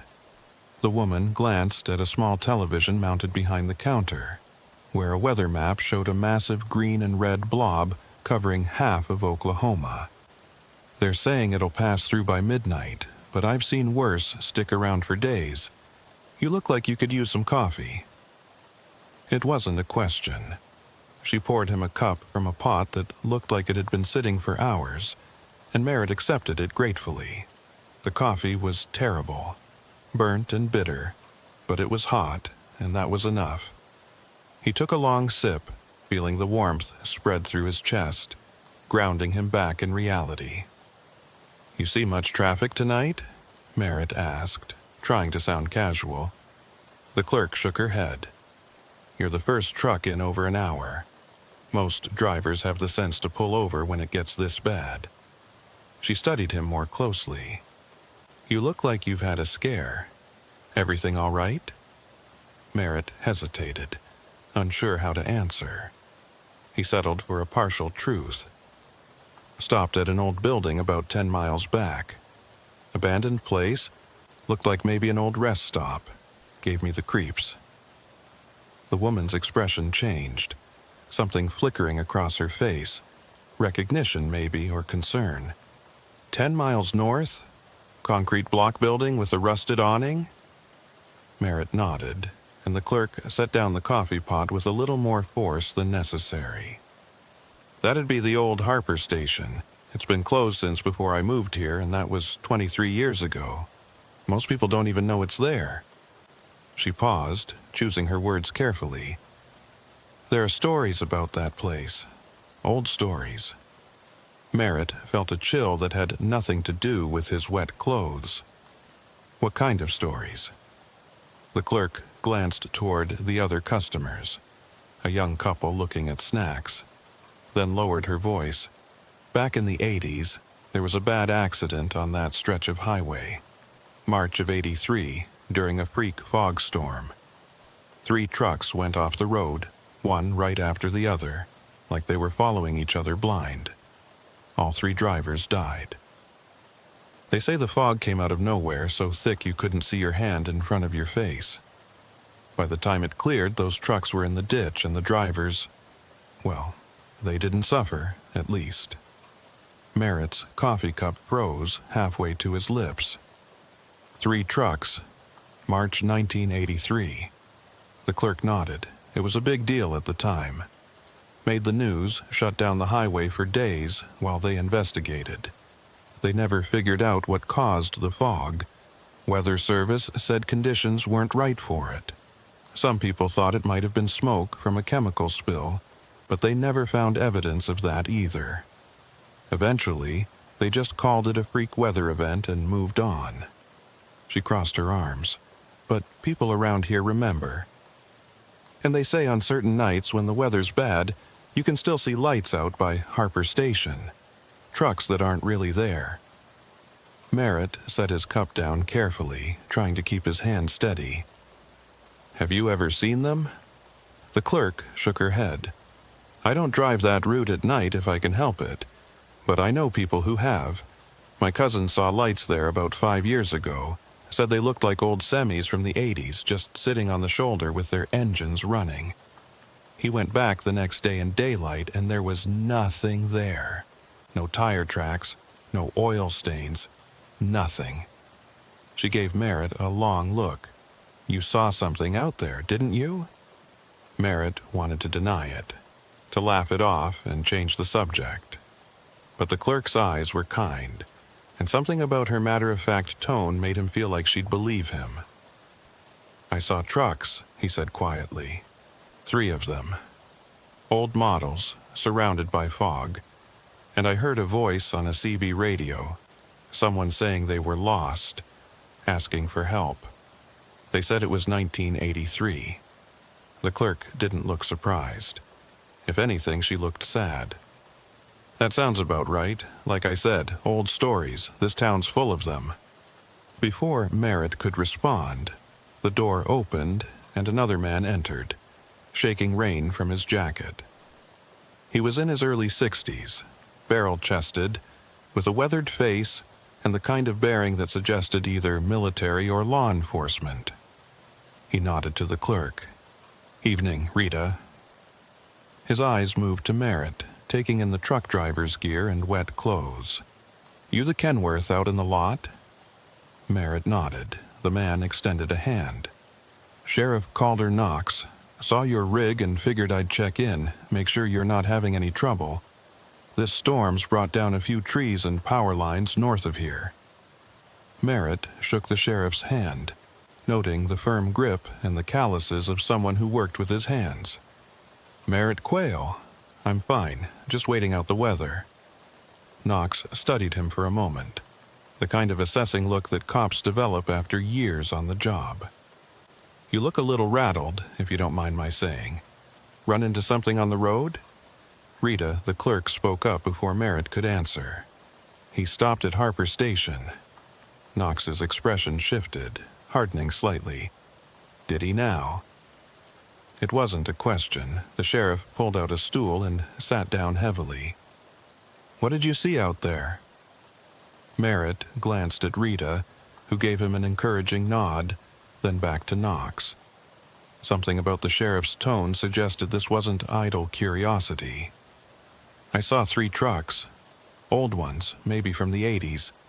They were surrounded by fog, which didn't make sense given the rain. And I heard a CB transmission from someone claiming to be part of a convoy that got lost in 1983. He waited for Knox to laugh or tell him he was crazy, but the sheriff just nodded slowly. March 14th, 1983. I was a deputy back then, first on the scene. Found those 3 trucks in the ditch, drivers already gone. It was the strangest thing I've ever responded to, and I've been in law enforcement for 40 years. Knox pulled off his cap and ran a hand through his thinning gray hair. The fog that night was unnatural. I don't mean that in a spooky way. I mean it literally didn't make sense. It was warm, no wind, and suddenly this fog bank rolled in like a wall, thick as cotton, cold as ice. It sat over that stretch of highway for maybe an hour, then lifted just as fast as it came. When it cleared, we found the trucks. He looked at Merritt directly. You're not the first person to report seeing lights out there, or hearing voices on the CB. It happens every few years, usually during storms. Merritt felt his skepticism warring with what he'd experienced. You're saying it's, what, ghosts?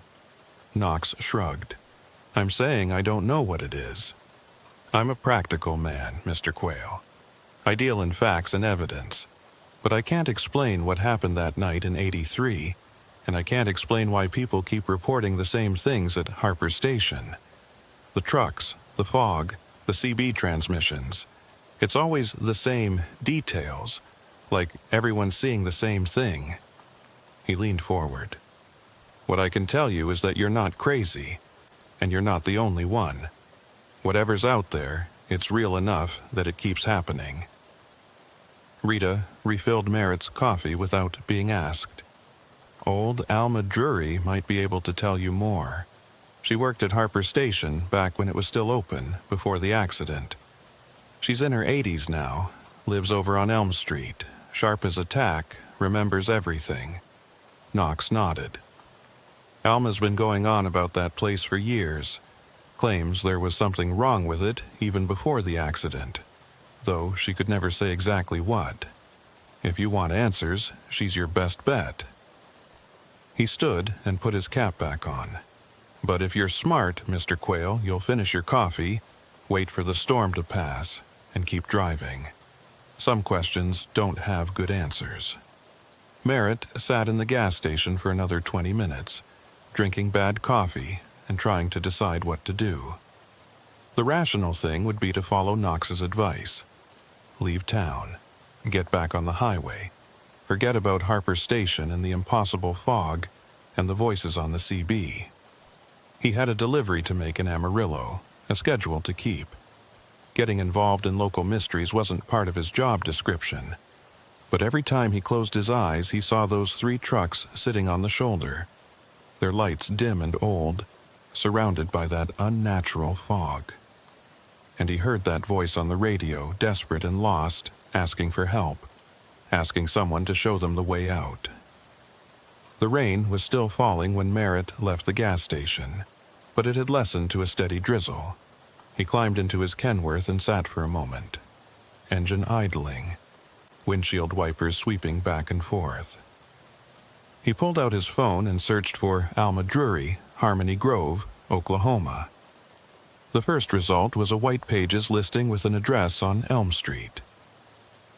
Merritt stared at it for a long moment, then put the truck in gear and followed his GPS through the small town's quiet streets. Harmony Grove was one of those prairie towns that time seemed to have forgotten. Most of the storefronts on Main Street were dark or boarded up, victims of the interstate bypass that had pulled traffic away 30 years ago. The houses were small and well-maintained, with neat yards and porches lit by yellow bug lights.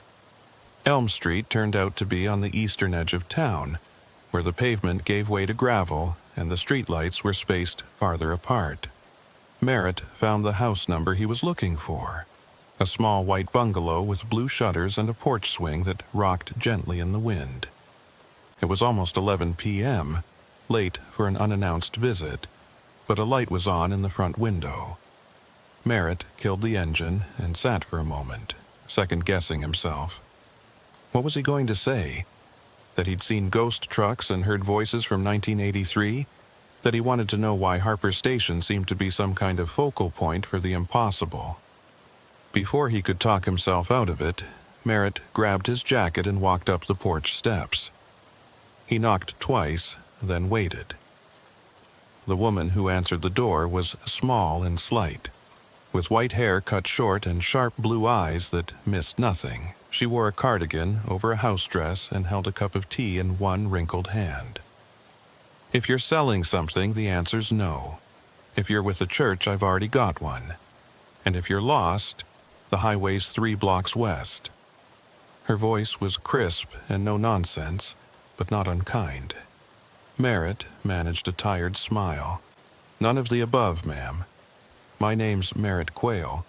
I'm a truck driver, and I had an experience tonight at Harper Station. Sheriff Knox and Rita at the gas station said you might be able to help me understand what I saw.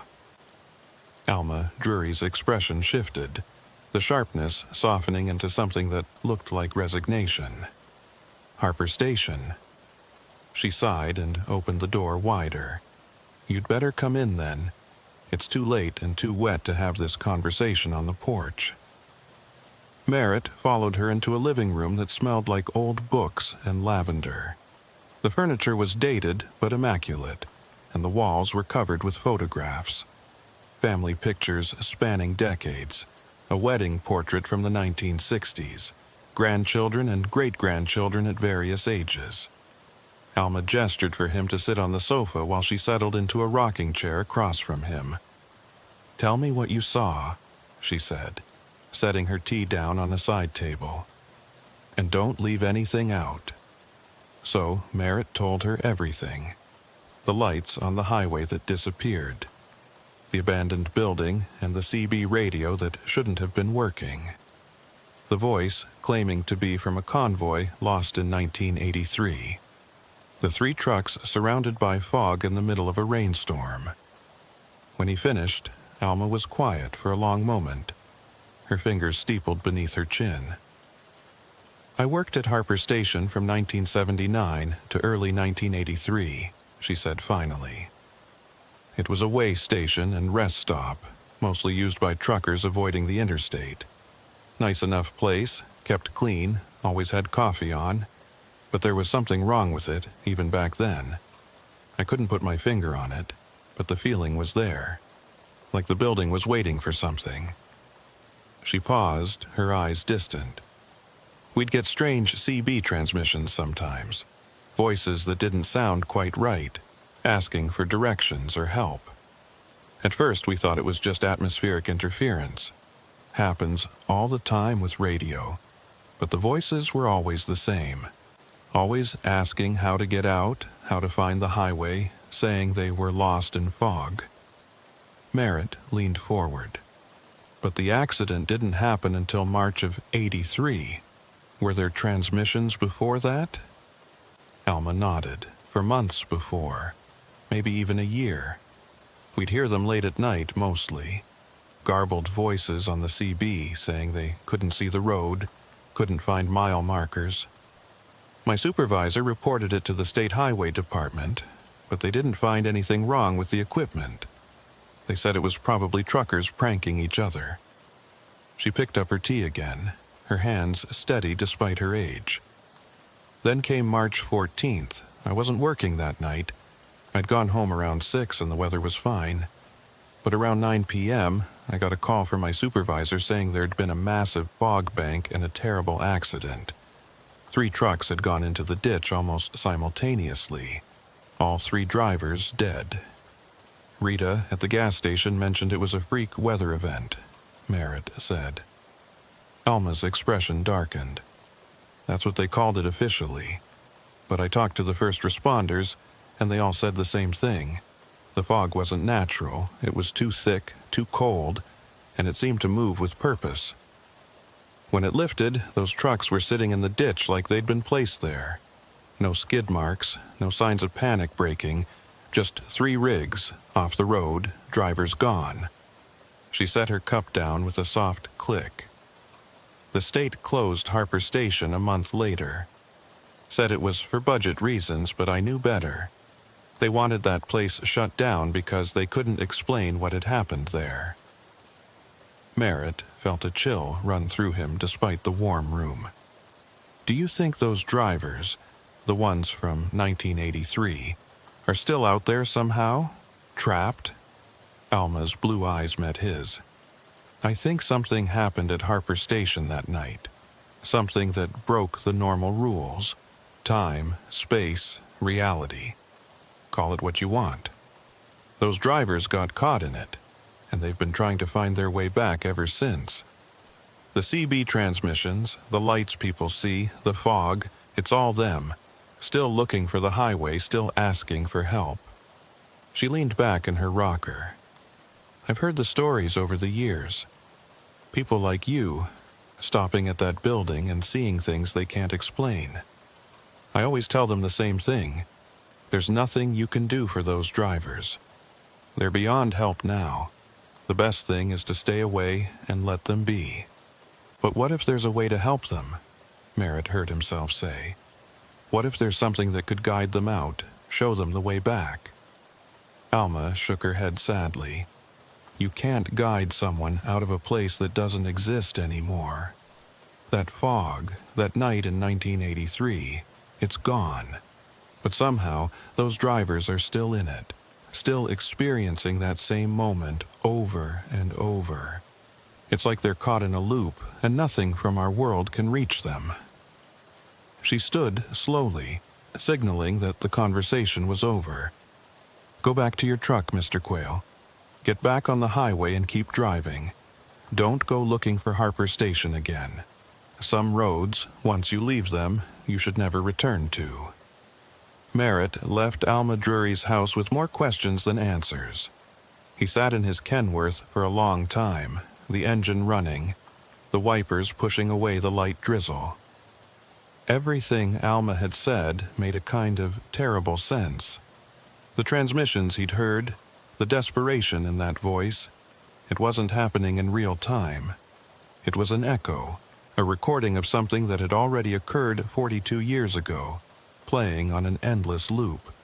Those drivers weren't calling for help now. They were still calling for help from March 14th, 1983, unaware that decades had passed and they were long dead. But that didn't explain the fog, or the figures he'd seen, or the feeling that something in that building had been aware of him, reaching out across time to pull him in. Merritt pulled out his phone and searched for the accident report from 1983. It took some digging, but he finally found a scanned newspaper article from the Harmony Grove Gazette. The headline read, "3 truckers die in mysterious fog accident." Below it were grainy photos of the crash site and headshots of the victims. Merritt's chest tightened as he read their names. Daniel Pritchett, 41. Raymond Kolb, 38. Marcus Voss, 52. 3 men with families, with lives, with futures that ended in a ditch on a foggy night in 1983. The article included quotes from witnesses, other drivers who'd been on the highway that night but had somehow avoided the fog bank. One described it as a wall of gray that appeared out of nowhere. Another said, "I saw their taillights disappear into it, and then nothing. Just silence."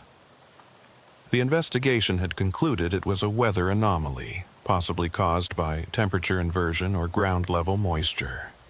But the Weather Service had noted that conditions that night weren't conducive to fog formation. The case was closed, the families compensated, and Harper Station eventually shut down. Just another tragic accident on a dangerous stretch of highway.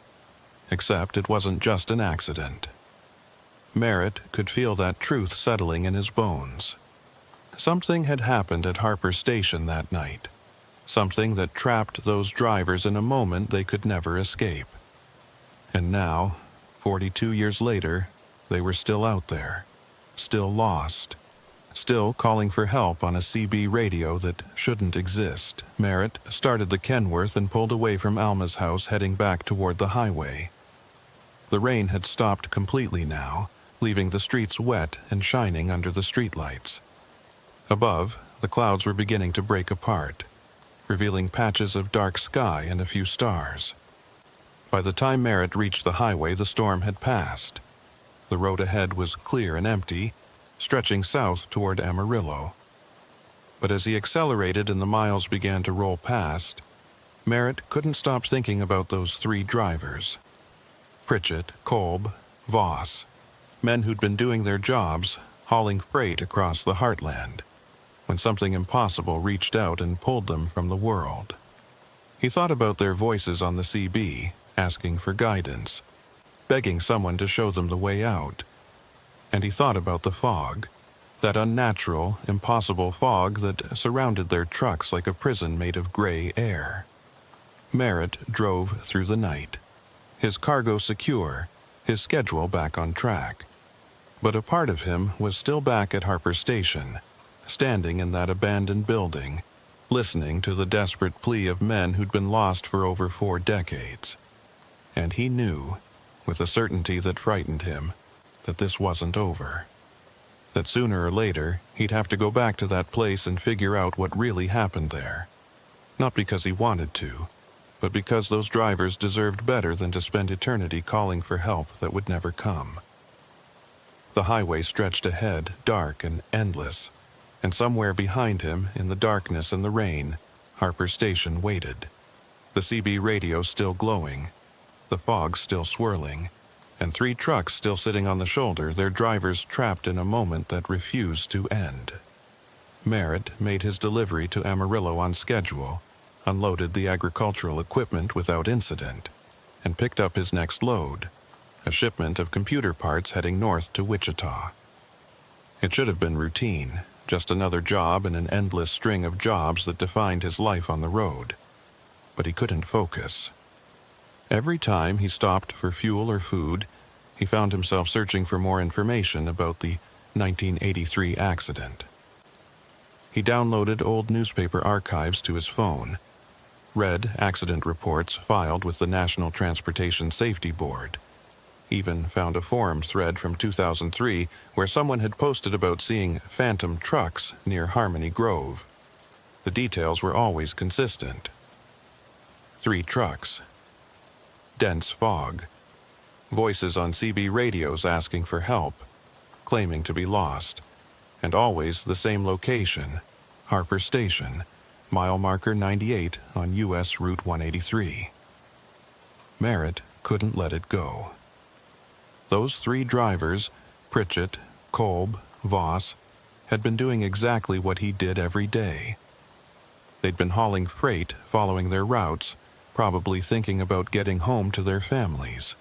And then something had reached out and trapped them in a loop they couldn't escape. It wasn't fair. It wasn't right. And the more Merritt thought about it, the more convinced he became that someone needed to try to help them. Sheriff Knox had said the transmissions happened during storms. Alma Drury had mentioned the voices appeared late at night. If there was a pattern, maybe there was a window, a time when the boundary between their trapped moment and the present was thin enough for real communication. Not just hearing their calls for help, but actually responding in a way they could understand, guiding them out of the fog if such a thing was even possible. Merritt knew it was a long shot. He knew it might be dangerous, but he also knew he wouldn't be able to live with himself if he didn't at least try. 3 days after his encounter at Harper Station, Merritt found himself driving south on Route 183 again. He'd specifically requested a load that would take him back through Oklahoma, and his dispatcher hadn't questioned it. Weather forecasts showed another storm system moving through the area that evening, not as severe as the last one, but enough to bring rain and wind. Merritt timed his arrival for just after sunset, when the light was fading and the storm clouds were building on the western horizon. He'd stopped at a hardware store in Wichita and picked up a powerful handheld spotlight, fresh batteries for his flashlight, and a portable CB base station that ran on its own power supply. If he was going to make contact, he wanted to be prepared. As he approached mile marker 98, Merritt felt his pulse quicken. The highway looked different in the fading daylight, less threatening, but somehow more melancholy. The fields on either side were empty, harvested weeks ago, and the sky had taken on that bruised quality that came before heavy rain. He slowed the Kenworth and pulled onto the shoulder, his headlights illuminating the turnoff to Harper Station. The building sat there in the gloom, unchanged from 3 nights ago. The same sagging awning, the same boarded windows, the same sense of abandonment that clung to the place like a shroud. Merritt parked his truck on the highway shoulder this time, leaving the engine running and the lights on. He wanted a clear escape route if things went wrong. He grabbed his gear, the spotlight, the portable CB, his flashlight, and walked toward the building. The first drops of rain were already starting to fall, cold and heavy, and thunder rumbled in the distance. By the time Merritt reached the entrance, the rain was coming down steadily, soaking through his jacket and plastering his hair to his forehead. He pushed open the door and stepped inside. The building looked exactly as he remembered it. Trash in the corners, graffiti on the walls, the old metal desk in the center of the room. But the CB radio that had been there before was gone. The desk was empty, except for a layer of dust and a few dead insects. Merritt set down his portable CB unit and clicked it on, watching the channel indicator glow to life. He set it to channel 19 and adjusted the squelch, listening to the hiss of static. Outside, the rain intensified, and lightning flickered through the gaps in the boarded windows. Merritt sat on the edge of the desk and waited. He wasn't sure what he was waiting for. A sign, a transmission, the appearance of those phantom trucks. But he felt certain that something would happen. The conditions were right. Storm, darkness, the approaching anniversary of the accident. March 14th was still months away, but Alma had said the transmissions happened throughout the year. Maybe the date didn't matter as much as the place and the weather. Minutes crawled by. The static on the CB remained constant, occasionally broken by distant chatter from truckers on other parts of the highway. Merritt listened to their conversations, weather reports, traffic updates, complaints about load weights, and felt a strange disconnect from their normal world. They were out there living their ordinary lives while he sat in an abandoned building waiting to make contact with dead men. 20 minutes passed, then 30. The storm outside grew more intense, rain hammering on the roof with a sound like gravel being poured. Merritt's clothes were still damp, and the cold was starting to seep into his bones.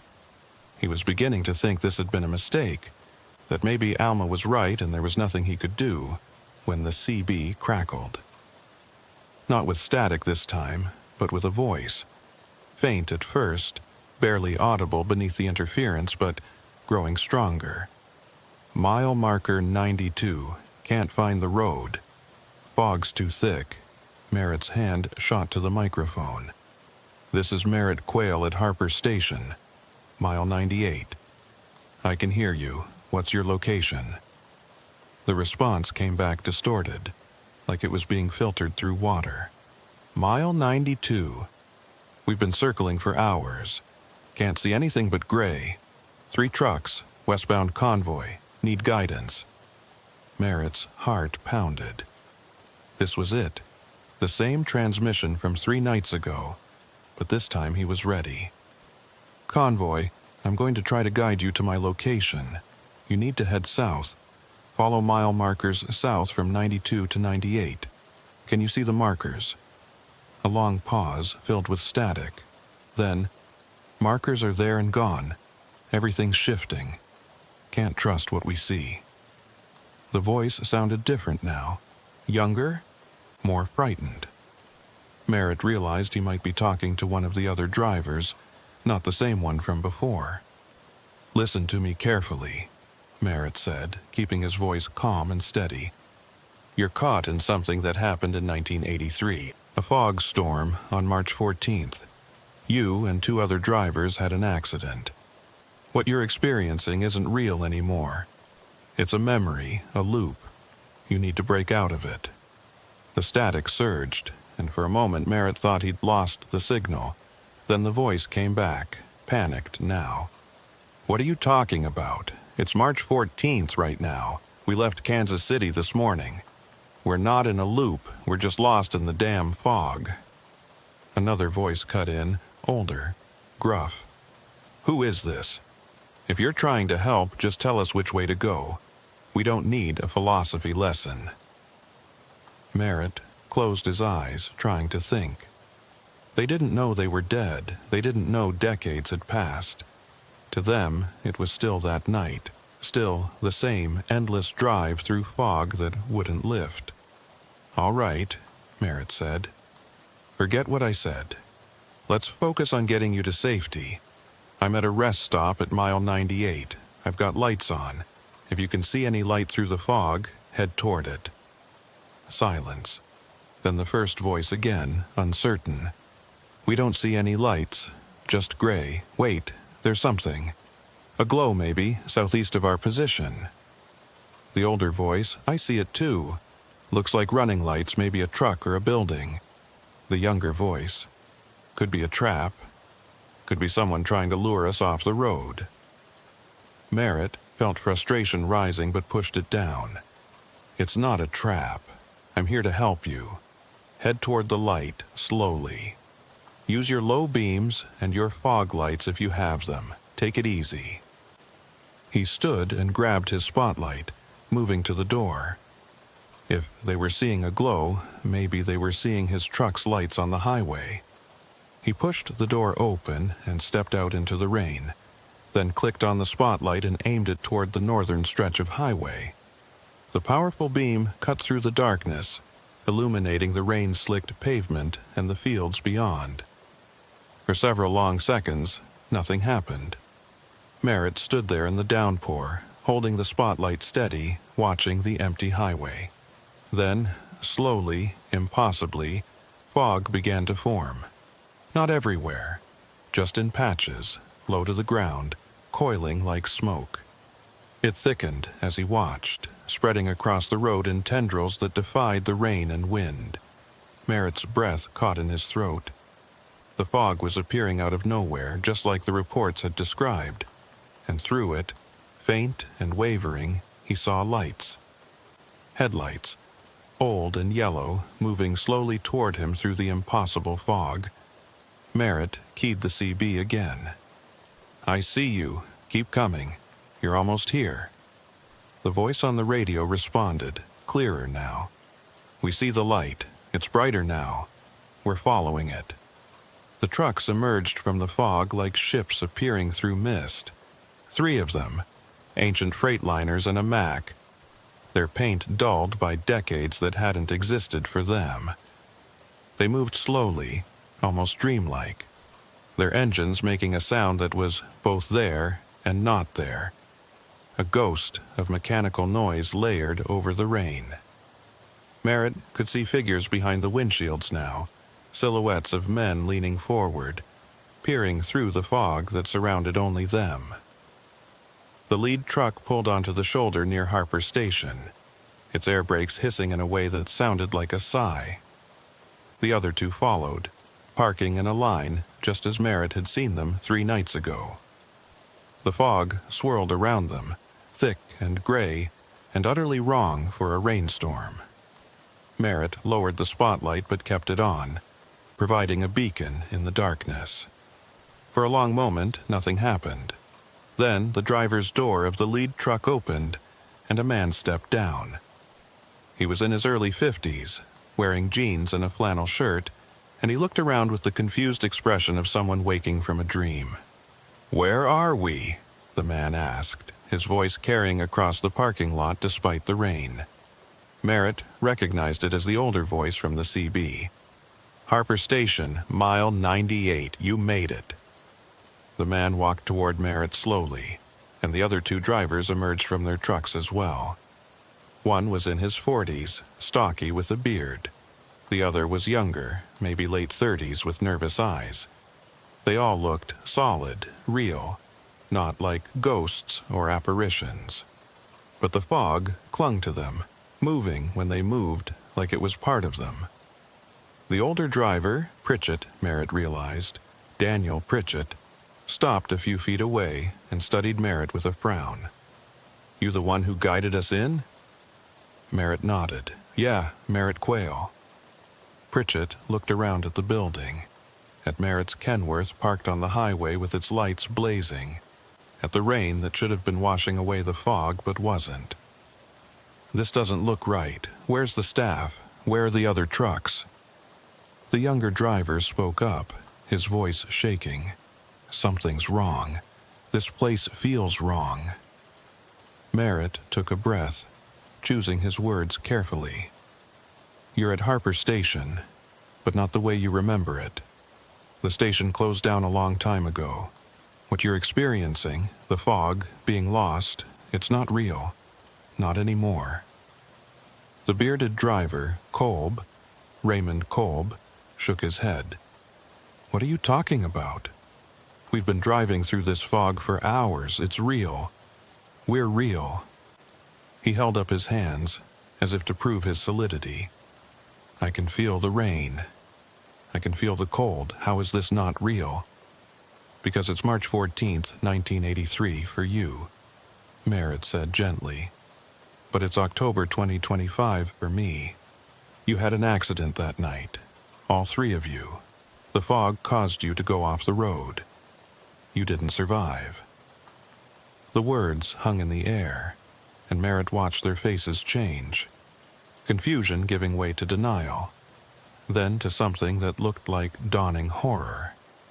Pritchett shook his head. "No, that's not. We just left Kansas City this morning. My wife's expecting me home in 3 days. I talked to her on the phone at the last truck stop." "You've been reliving that night over and over," Merritt pressed on, hating every word but knowing he had to say them. "You're caught in a loop, trapped in the moment of your accident. That's why you can't find the road. That's why the fog never lifts. You're not lost in space, you're lost in time." Marcus Voss, the younger driver, backed away, his face pale. "This is insane. You're insane." But his eyes were fixed on Merritt's truck, on the modern design, the LED lights, the digital displays visible through the windows, things that wouldn't have existed in 1983. Pritchett's denial was wavering. Merritt could see it. "If what you're saying is true, then why are we here now? Why can you see us?" Merritt shook his head. "I don't know. Maybe the conditions are right. Maybe the anniversary is coming up, and the barrier between your time and mine is thinner. Or maybe it's because I came here specifically to try to reach you, to help you." Kolb laughed, a bitter sound. "Help us? How can you help dead men?" Merritt didn't have an answer for that. He'd come here with the vague idea that making contact would be enough, that somehow showing them the truth would set them free. But looking at these 3 men, solid and real and trapped in a nightmare they couldn't escape, he realized how naive that was. "I don't know if I can help," Merritt admitted, "but I wanted you to know that people remember what happened to you, that you're not forgotten." Pritchett's expression softened slightly. "My family, are they—" He couldn't finish the question. Merritt pulled out his phone and did a quick search. The obituary came up quickly. "Your wife Margaret passed away in 2014, but you have 3 children, Sarah, David, and Thomas. They're all still alive, grown now with families of their own." Tears welled in Pritchett's eyes. "They grew up without me." It wasn't a question. Merritt nodded, feeling the weight of it. He looked up the other 2 drivers and found similar information. Kolb's wife had remarried. Voss's young son had graduated college and become a teacher. Lives that had moved on, families that had mourned and eventually healed. The 3 drivers stood in silence, processing information that should have been impossible to hear. The fog around them seemed to pulse, thickening and thinning in rhythm with some unseen heartbeat. "What do we do now?" Voss asked quietly. "We can't go back. If we're already dead, if this is all just some kind of echo, then what's the point?" Merritt wished he had answers. Maybe knowing the truth is enough. Maybe accepting what happened will let you move on. Pritchett looked at him sharply. "Move on to what? Heaven? Hell? Or do we just stop existing?" Merritt couldn't answer that. He wasn't a priest or a philosopher. He was just a truck driver who'd stumbled into something far beyond his understanding. The CB radio in the building crackled to life again, and Sheriff Knox's voice came through. "This is Harmony Grove Sheriff's Department to any units in the vicinity of Harper Station.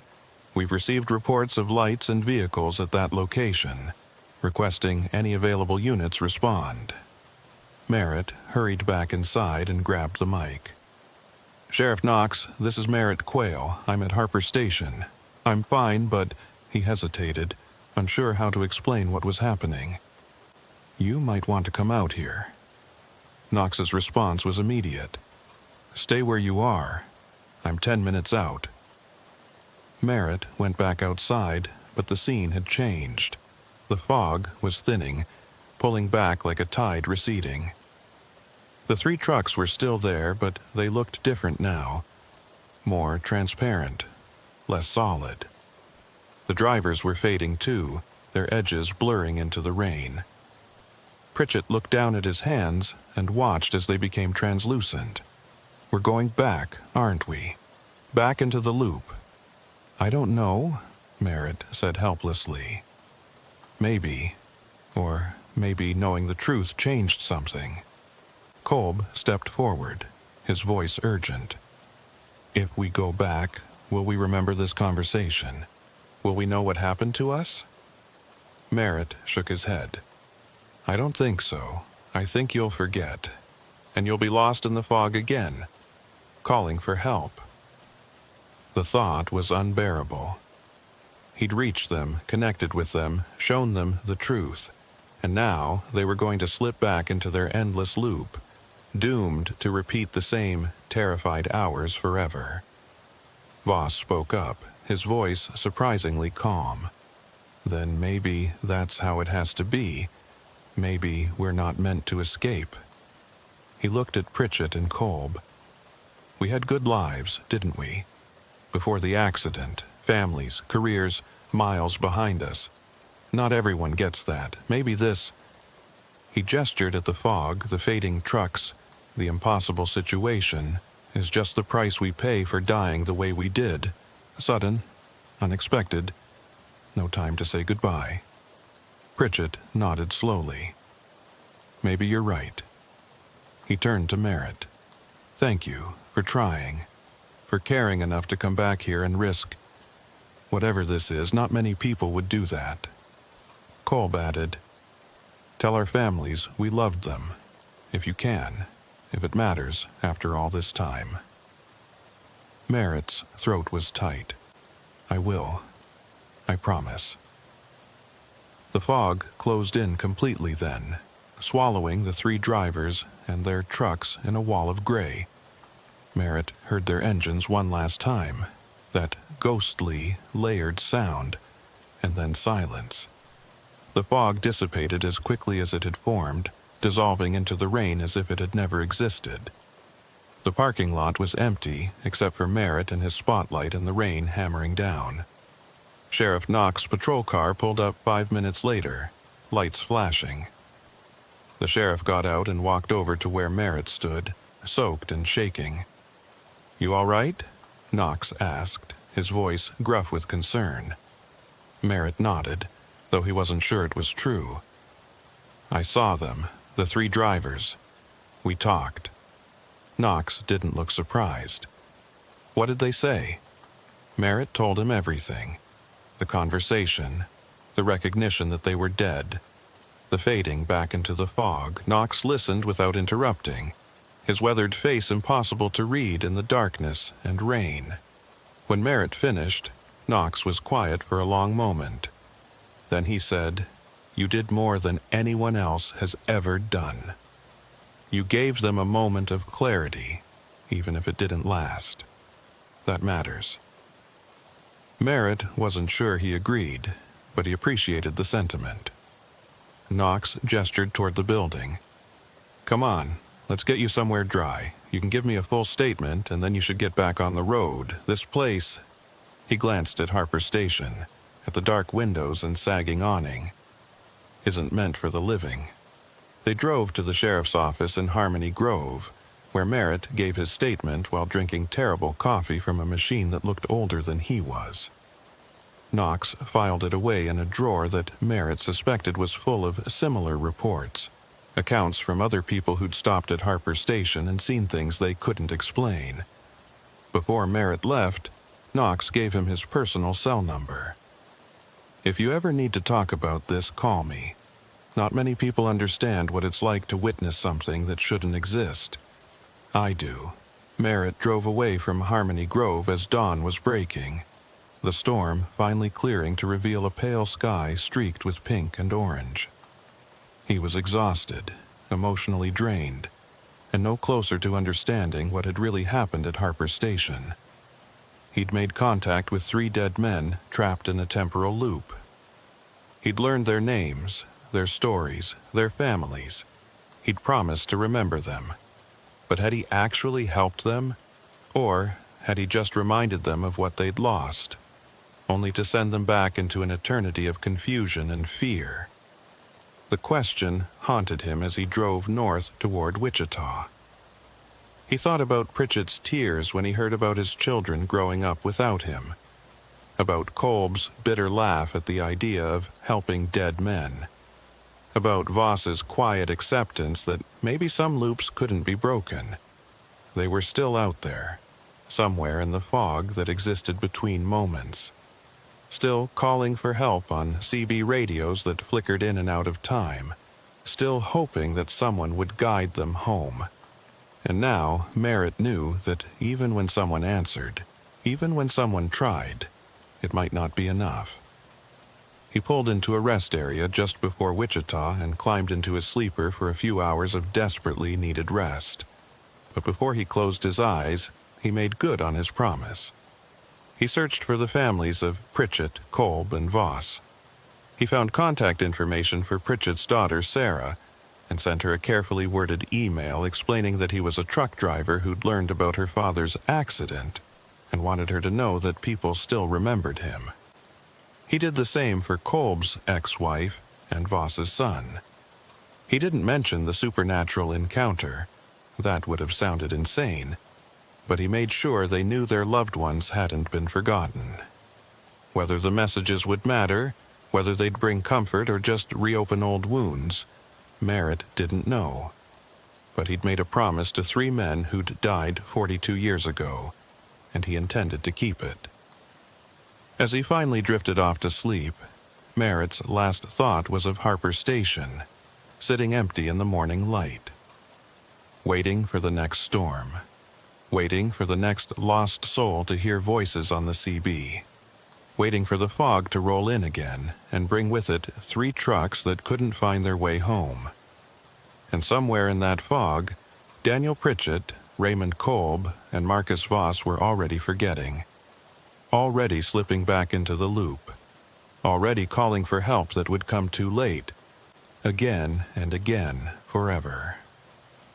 6 weeks passed before Merritt drove Route 183 again. He'd avoided it deliberately, taking longer routes through Kansas and Nebraska even when they added hours to his schedule. His dispatcher had noticed and asked if there was a problem with that highway, maybe construction delays or way station issues. Merritt had made up an excuse about road conditions, and the dispatcher had let it drop. But eventually, the routes aligned in a way that made avoiding 183 impractical, and Merritt found himself heading south through Oklahoma on a cold November afternoon. The responses to his emails had been mixed. Sarah Pritchett, Daniel's daughter, had written back with gratitude, saying it meant a lot to know that strangers still remembered her father decades after his death. She'd included a photo of the Pritchett family from 1982, Daniel standing beside his rig with his wife and 3 children, everyone smiling. Merritt had saved the photo on his phone, though looking at it always made his chest ache. Raymond Kolb's ex-wife had sent a brief, polite reply thanking him for reaching out. Marcus Voss's son hadn't responded at all, and Merritt didn't blame him. Sometimes the past was better left alone, but the encounters at Harper Station had changed something in Merritt. He found himself thinking differently about the road, about the endless miles of highway that connected cities and states and lives. How many other places were there like Harper Station? How many accidents and tragedies had left their marks on the landscape in ways that couldn't be explained by normal physics or logic? He'd started noticing things he'd never paid attention to before. Abandoned rest stops, old way stations, stretches of highway where the CB would go strange for no apparent reason. The road, he realized, had its own memory, and sometimes that memory refused to fade. As Merritt approached mile marker 98, he felt his pulse quicken despite his best efforts to stay calm. It was mid-afternoon, no rain in the forecast, clear skies and moderate temperatures. Nothing like the storm conditions that seemed to trigger the phenomenon. He told himself he was just passing through, that there was no reason to stop, no reason to even look at Harper Station as he drove by. But his eyes were drawn to the turnoff anyway, and before he quite realized what he was doing, Merritt had slowed the Kenworth and pulled onto the shoulder. The building looked the same in daylight, maybe worse, actually, with the sun illuminating every crack in the concrete, every rust stain, every board nailed over the windows. It was just an abandoned structure, unremarkable and slowly collapsing under its own weight. There were no trucks parked nearby, no fog, no mysterious lights, just a relic from a different era of highway travel, forgotten and left to decay. Merritt sat with the engine idling, staring at the place where he'd spoken to 3 dead men. Had it really happened? In the cold light of day, with no storm to blur the edges of reality, the whole experience felt like a dream. Maybe that's all it had been. Exhaustion-induced hallucinations, his mind filling in details from the stories he'd heard. People saw what they wanted to see, believed what they wanted to believe. But Merritt knew better. He'd touched that CB radio, felt the icy cold of the microphone. He'd seen Daniel Pritchett's face, watched tears well in the man's eyes when he learned about his children. He'd heard Marcus Voss's voice, calm and resigned, accepting a fate he couldn't escape. Those weren't hallucinations. They'd been real, even if real meant something different at Harper Station than it did anywhere else. Merritt pulled out his phone and opened the photo Sarah Pritchett had sent.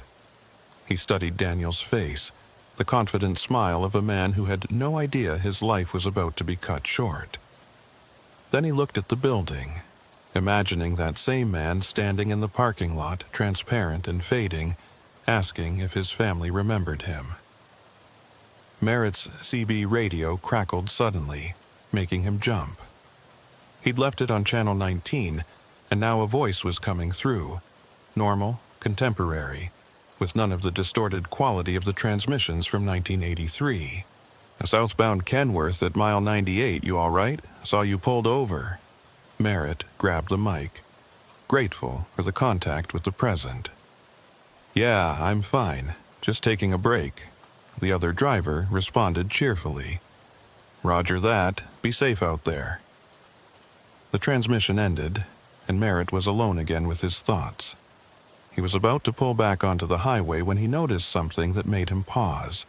There was a vehicle in the Harper Station parking lot, a dusty sedan that definitely hadn't been there when he'd pulled over. Merritt frowned, studying it through his windshield.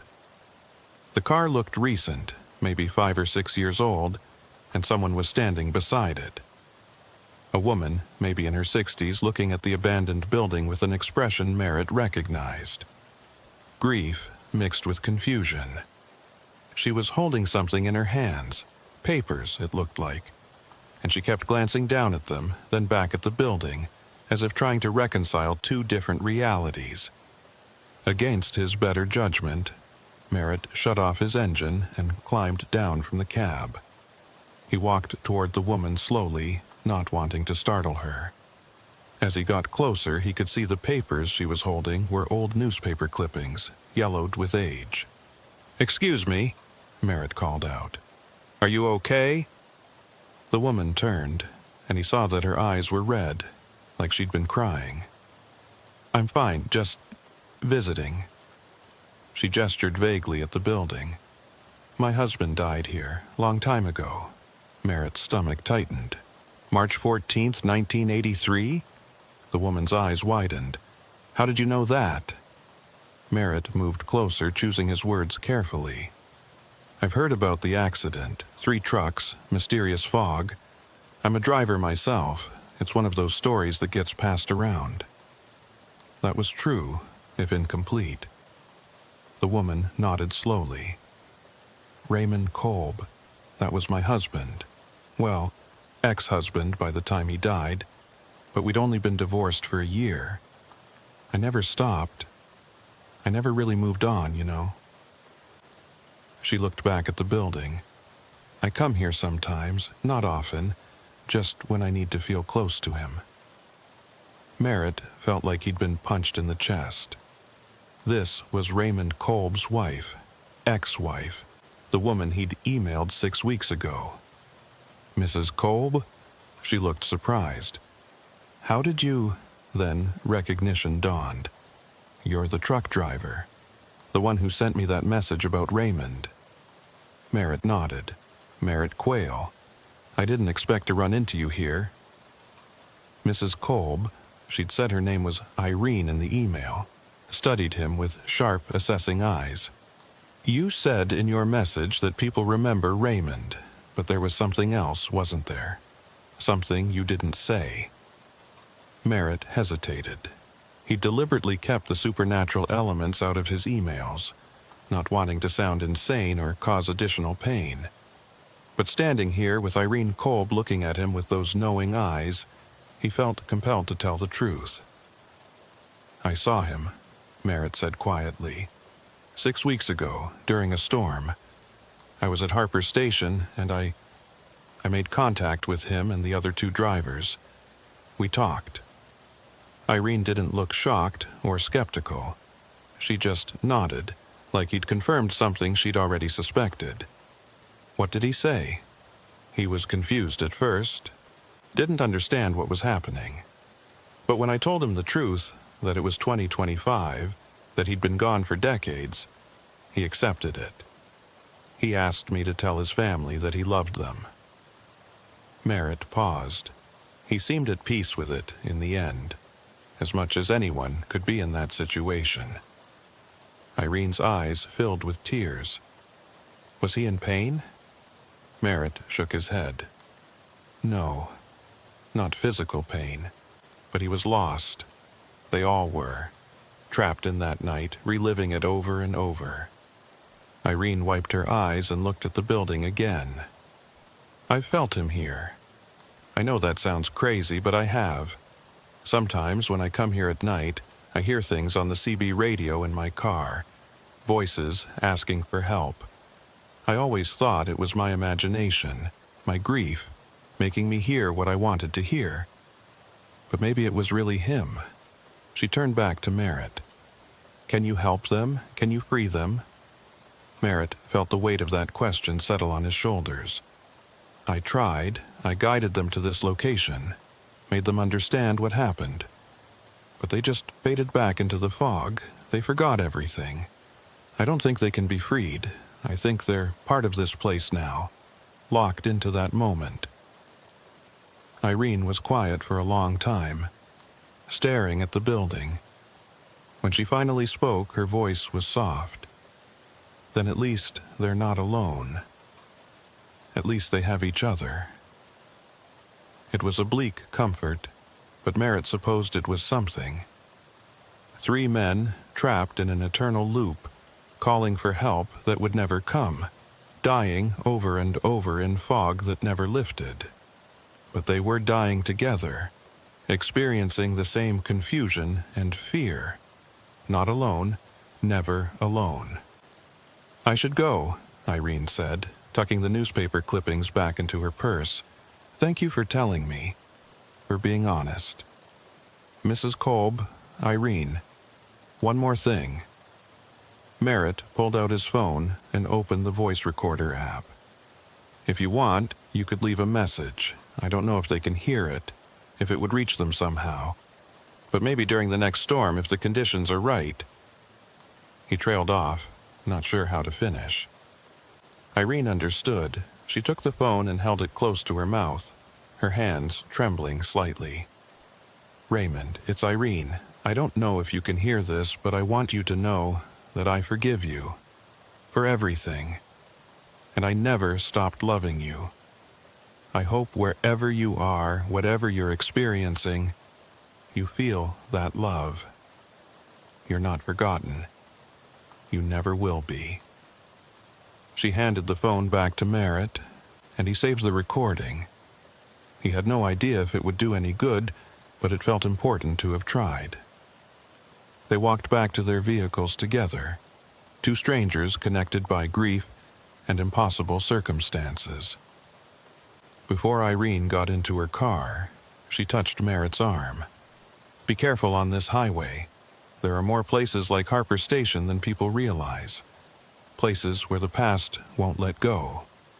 Merritt nodded, thinking about all the abandoned rest stops and forgotten way stations scattered across thousands of miles of American highway. How many of them held similar stories? How many accidents and tragedies had left marks that couldn't be seen but could be felt? He watched Irene drive away, then climbed back into his Kenworth.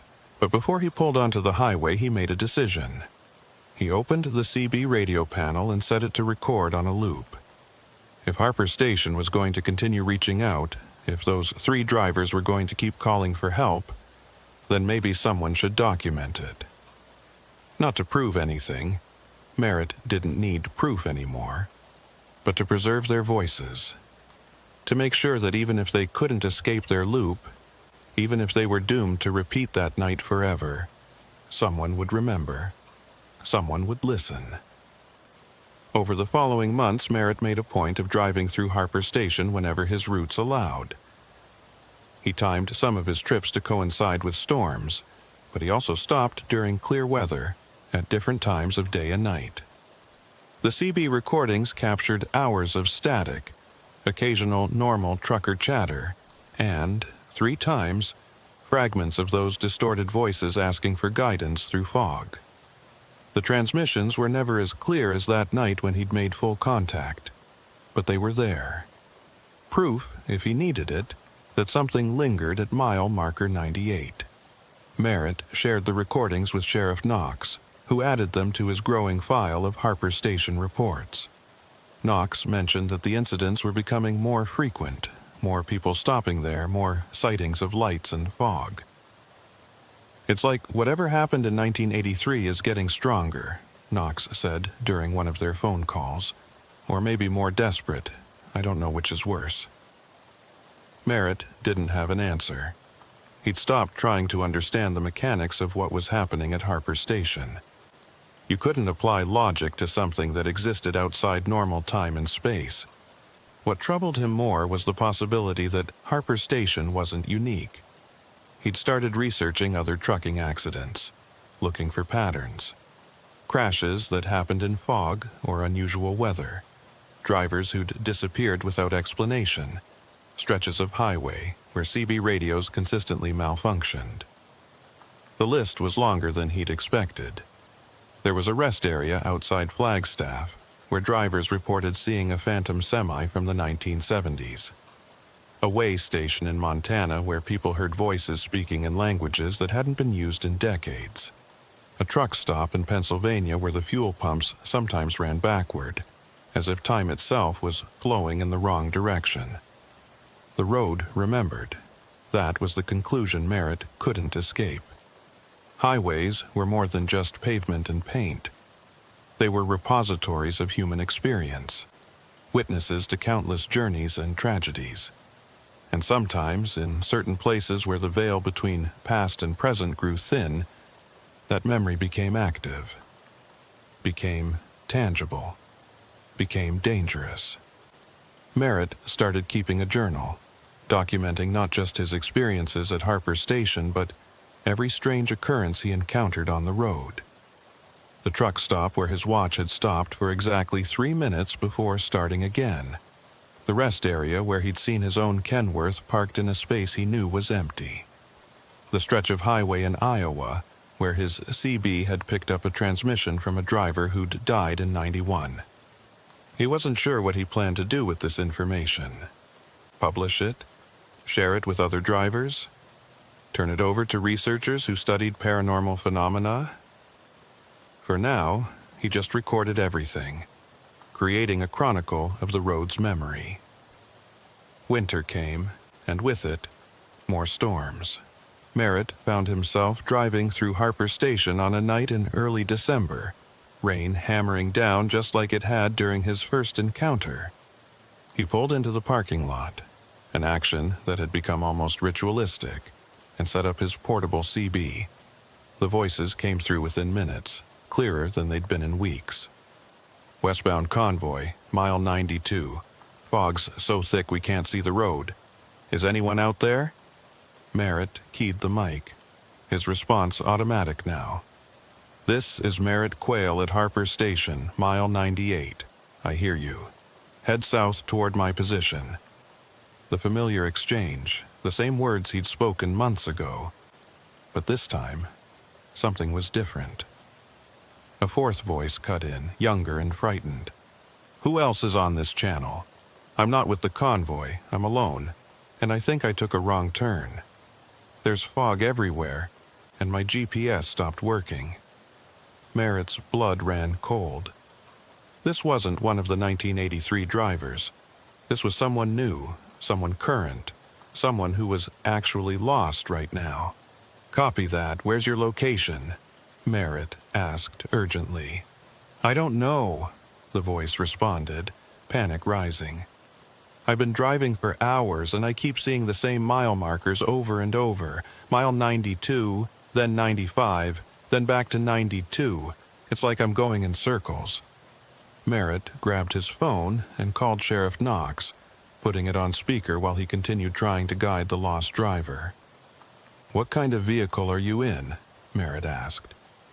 Ford pickup, gray, heading south on 183. Please, I can't see anything but fog. I don't know what's happening. Knox answered on the second ring. Sheriff, we've got an active situation at Harper Station. Driver lost in fog near mile 92. Sounds like they're caught in the same phenomenon as the 83 accident. Knox's response was immediate and professional. I'm mobilizing units now. Keep them talking. Try to guide them to a safe location. Merritt spent the next 20 minutes on the CB, talking the panicked driver through their terror. The voices of the 1983 convoy faded in and out, sometimes overlapping with the new driver's transmissions, creating a disorienting chorus of past and present. Finally, headlights appeared through the rain, not old and yellow like the Phantom trucks, but modern LED beams. A gray Ford pickup pulled into Harper Station's parking lot and a young man jumped out, soaked and shaking. He was maybe 25, clearly terrified. And he ran toward Merritt's truck like it was the only solid thing in a shifting world. Merritt climbed down and met him halfway. You're safe. You're out of it. The young man was breathing hard, his eyes wild. What was that? What happened to me? I was just driving, and then the fog came out of nowhere, and I couldn't find my way out. Sheriff Knox arrived 10 minutes later with 2 deputies.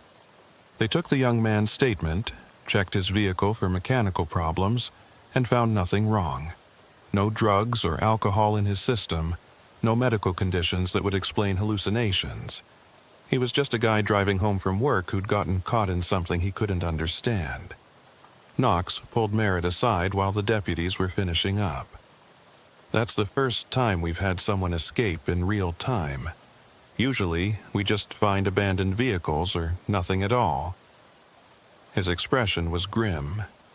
Whatever's happening at Harper Station, it's escalating. It's not just playing back the 1983 accident anymore. It's actively trapping new people. Merritt felt a chill that had nothing to do with the cold rain. So what do we do? Close the highway? Put up warnings? Knox shook his head. On what grounds? That we have a supernatural phenomenon causing temporal distortions? The state would laugh us out of the room. Best we can do is increase patrols during storms and hope we can pull people out before they're lost for good. It was an inadequate response, and they both knew it. But what else could they do? You couldn't fight something that existed outside the normal laws of physics. You couldn't arrest fog that appeared out of season or shut down a highway because ghosts used it. The young man was eventually cleared to leave, though Knox recommended he take a different route home and not drive alone at night for a while. Before he left, he approached Merritt. Thank you for talking me through it. I thought I was going to die out there. Merritt nodded, not trusting himself to speak. Because the truth was, the young man had come very close to dying, or worse, to joining Pritchett, Kolb, and Voss in their eternal loop. One more voice calling for help on a CB radio, one more set of lights appearing during storms, one more tragedy absorbed into Harper Station's hungry memory. As winter deepened and the anniversary of the 1983 accident approached, Merritt found himself thinking more and more about what it all meant. He'd started this journey wanting to help 3 trapped drivers find peace. He'd failed. They were still out there, still lost, still calling for help. And now the phenomenon was spreading, catching new victims, expanding its reach. Maybe Alma Drury had been right. Maybe some roads, once traveled, could never be left behind. Maybe some places were meant to be avoided, their warnings heeded rather than investigated. But Merritt kept driving Route 183, kept stopping at Harper Station, kept recording the voices and documenting the experiences, because someone had to bear witness, someone had to remember. And if he couldn't free the trapped drivers, the least he could do was make sure they weren't forgotten, that their voices continued to be heard even if no one could answer them in a way that mattered. The road remembered. And as long as Merritt kept driving, as long as he kept listening, he would remember too. On the night of March 13th, one day before the anniversary, Merritt parked his Kenworth at Harper Station and waited. The weather forecast called for fog, actual meteorological fog this time, not the supernatural kind, and Merritt wanted to see if that made a difference. He set up his equipment and settled in for a long night. The CB crackled to life just after midnight. Westbound convoy, mile 92. Heavy fog. Can't see the road. Need guidance. Daniel Pritchett's voice, as clear as it had been 6 months ago. Merritt had closed his eyes and keyed the mic. "This is Merritt Quayle. I hear you, Daniel. I remember you. Raymond, Marcus, I remember all of you." He paused, knowing they wouldn't remember him, knowing this was probably pointless. "I can't show you the way out. I wish I could. But I want you to know you're not forgotten. Your families remember you. The road remembers you. And I'll keep listening, as long as you keep calling. You're not alone." Static hissed back at him. Then, barely audible beneath the interference, a response. "Thank you." It might have been his imagination. It might have been atmospheric conditions, or his own desperate need to believe his efforts mattered. But Merritt chose to believe it was real. That somewhere in the fog, in that frozen moment of March 14th, 1983, 3 drivers had heard him. And for a split second, they'd been comforted. The fog never appeared that night. The anniversary passed quietly, marked only by Merritt sitting alone in an abandoned parking lot, listening to voices that might or might not be there. When dawn came, he packed up his equipment and got back on the highway. He had a delivery to make in Amarillo, a schedule to keep, miles to cover. The road stretched ahead, endless and familiar, carrying him forward while behind him, Harper Station sat silent and waiting. Always waiting for the next storm, for the next lost driver, for the next moment when past and present would blur together and 3 trucks from 1983 would appear, surrounded by impossible fog, their drivers calling out one more time for help that would never be enough. Merritt drove on, because that's what truckers did. They drove, and they remembered, and they bore witness to the road's long memory. And sometimes, on certain nights when the weather was wrong and the CB radio crackled with voices that shouldn't exist, they listened, they answered, and they promised that no matter how many times the loop repeated, no matter how hopeless the situation seemed, someone would remember, someone would care. Even if it changed nothing, even if the fog never lifted and the highway never released its grip, someone would keep listening to those voices in the rain. And that, Merritt had come to understand, was all anyone could really do.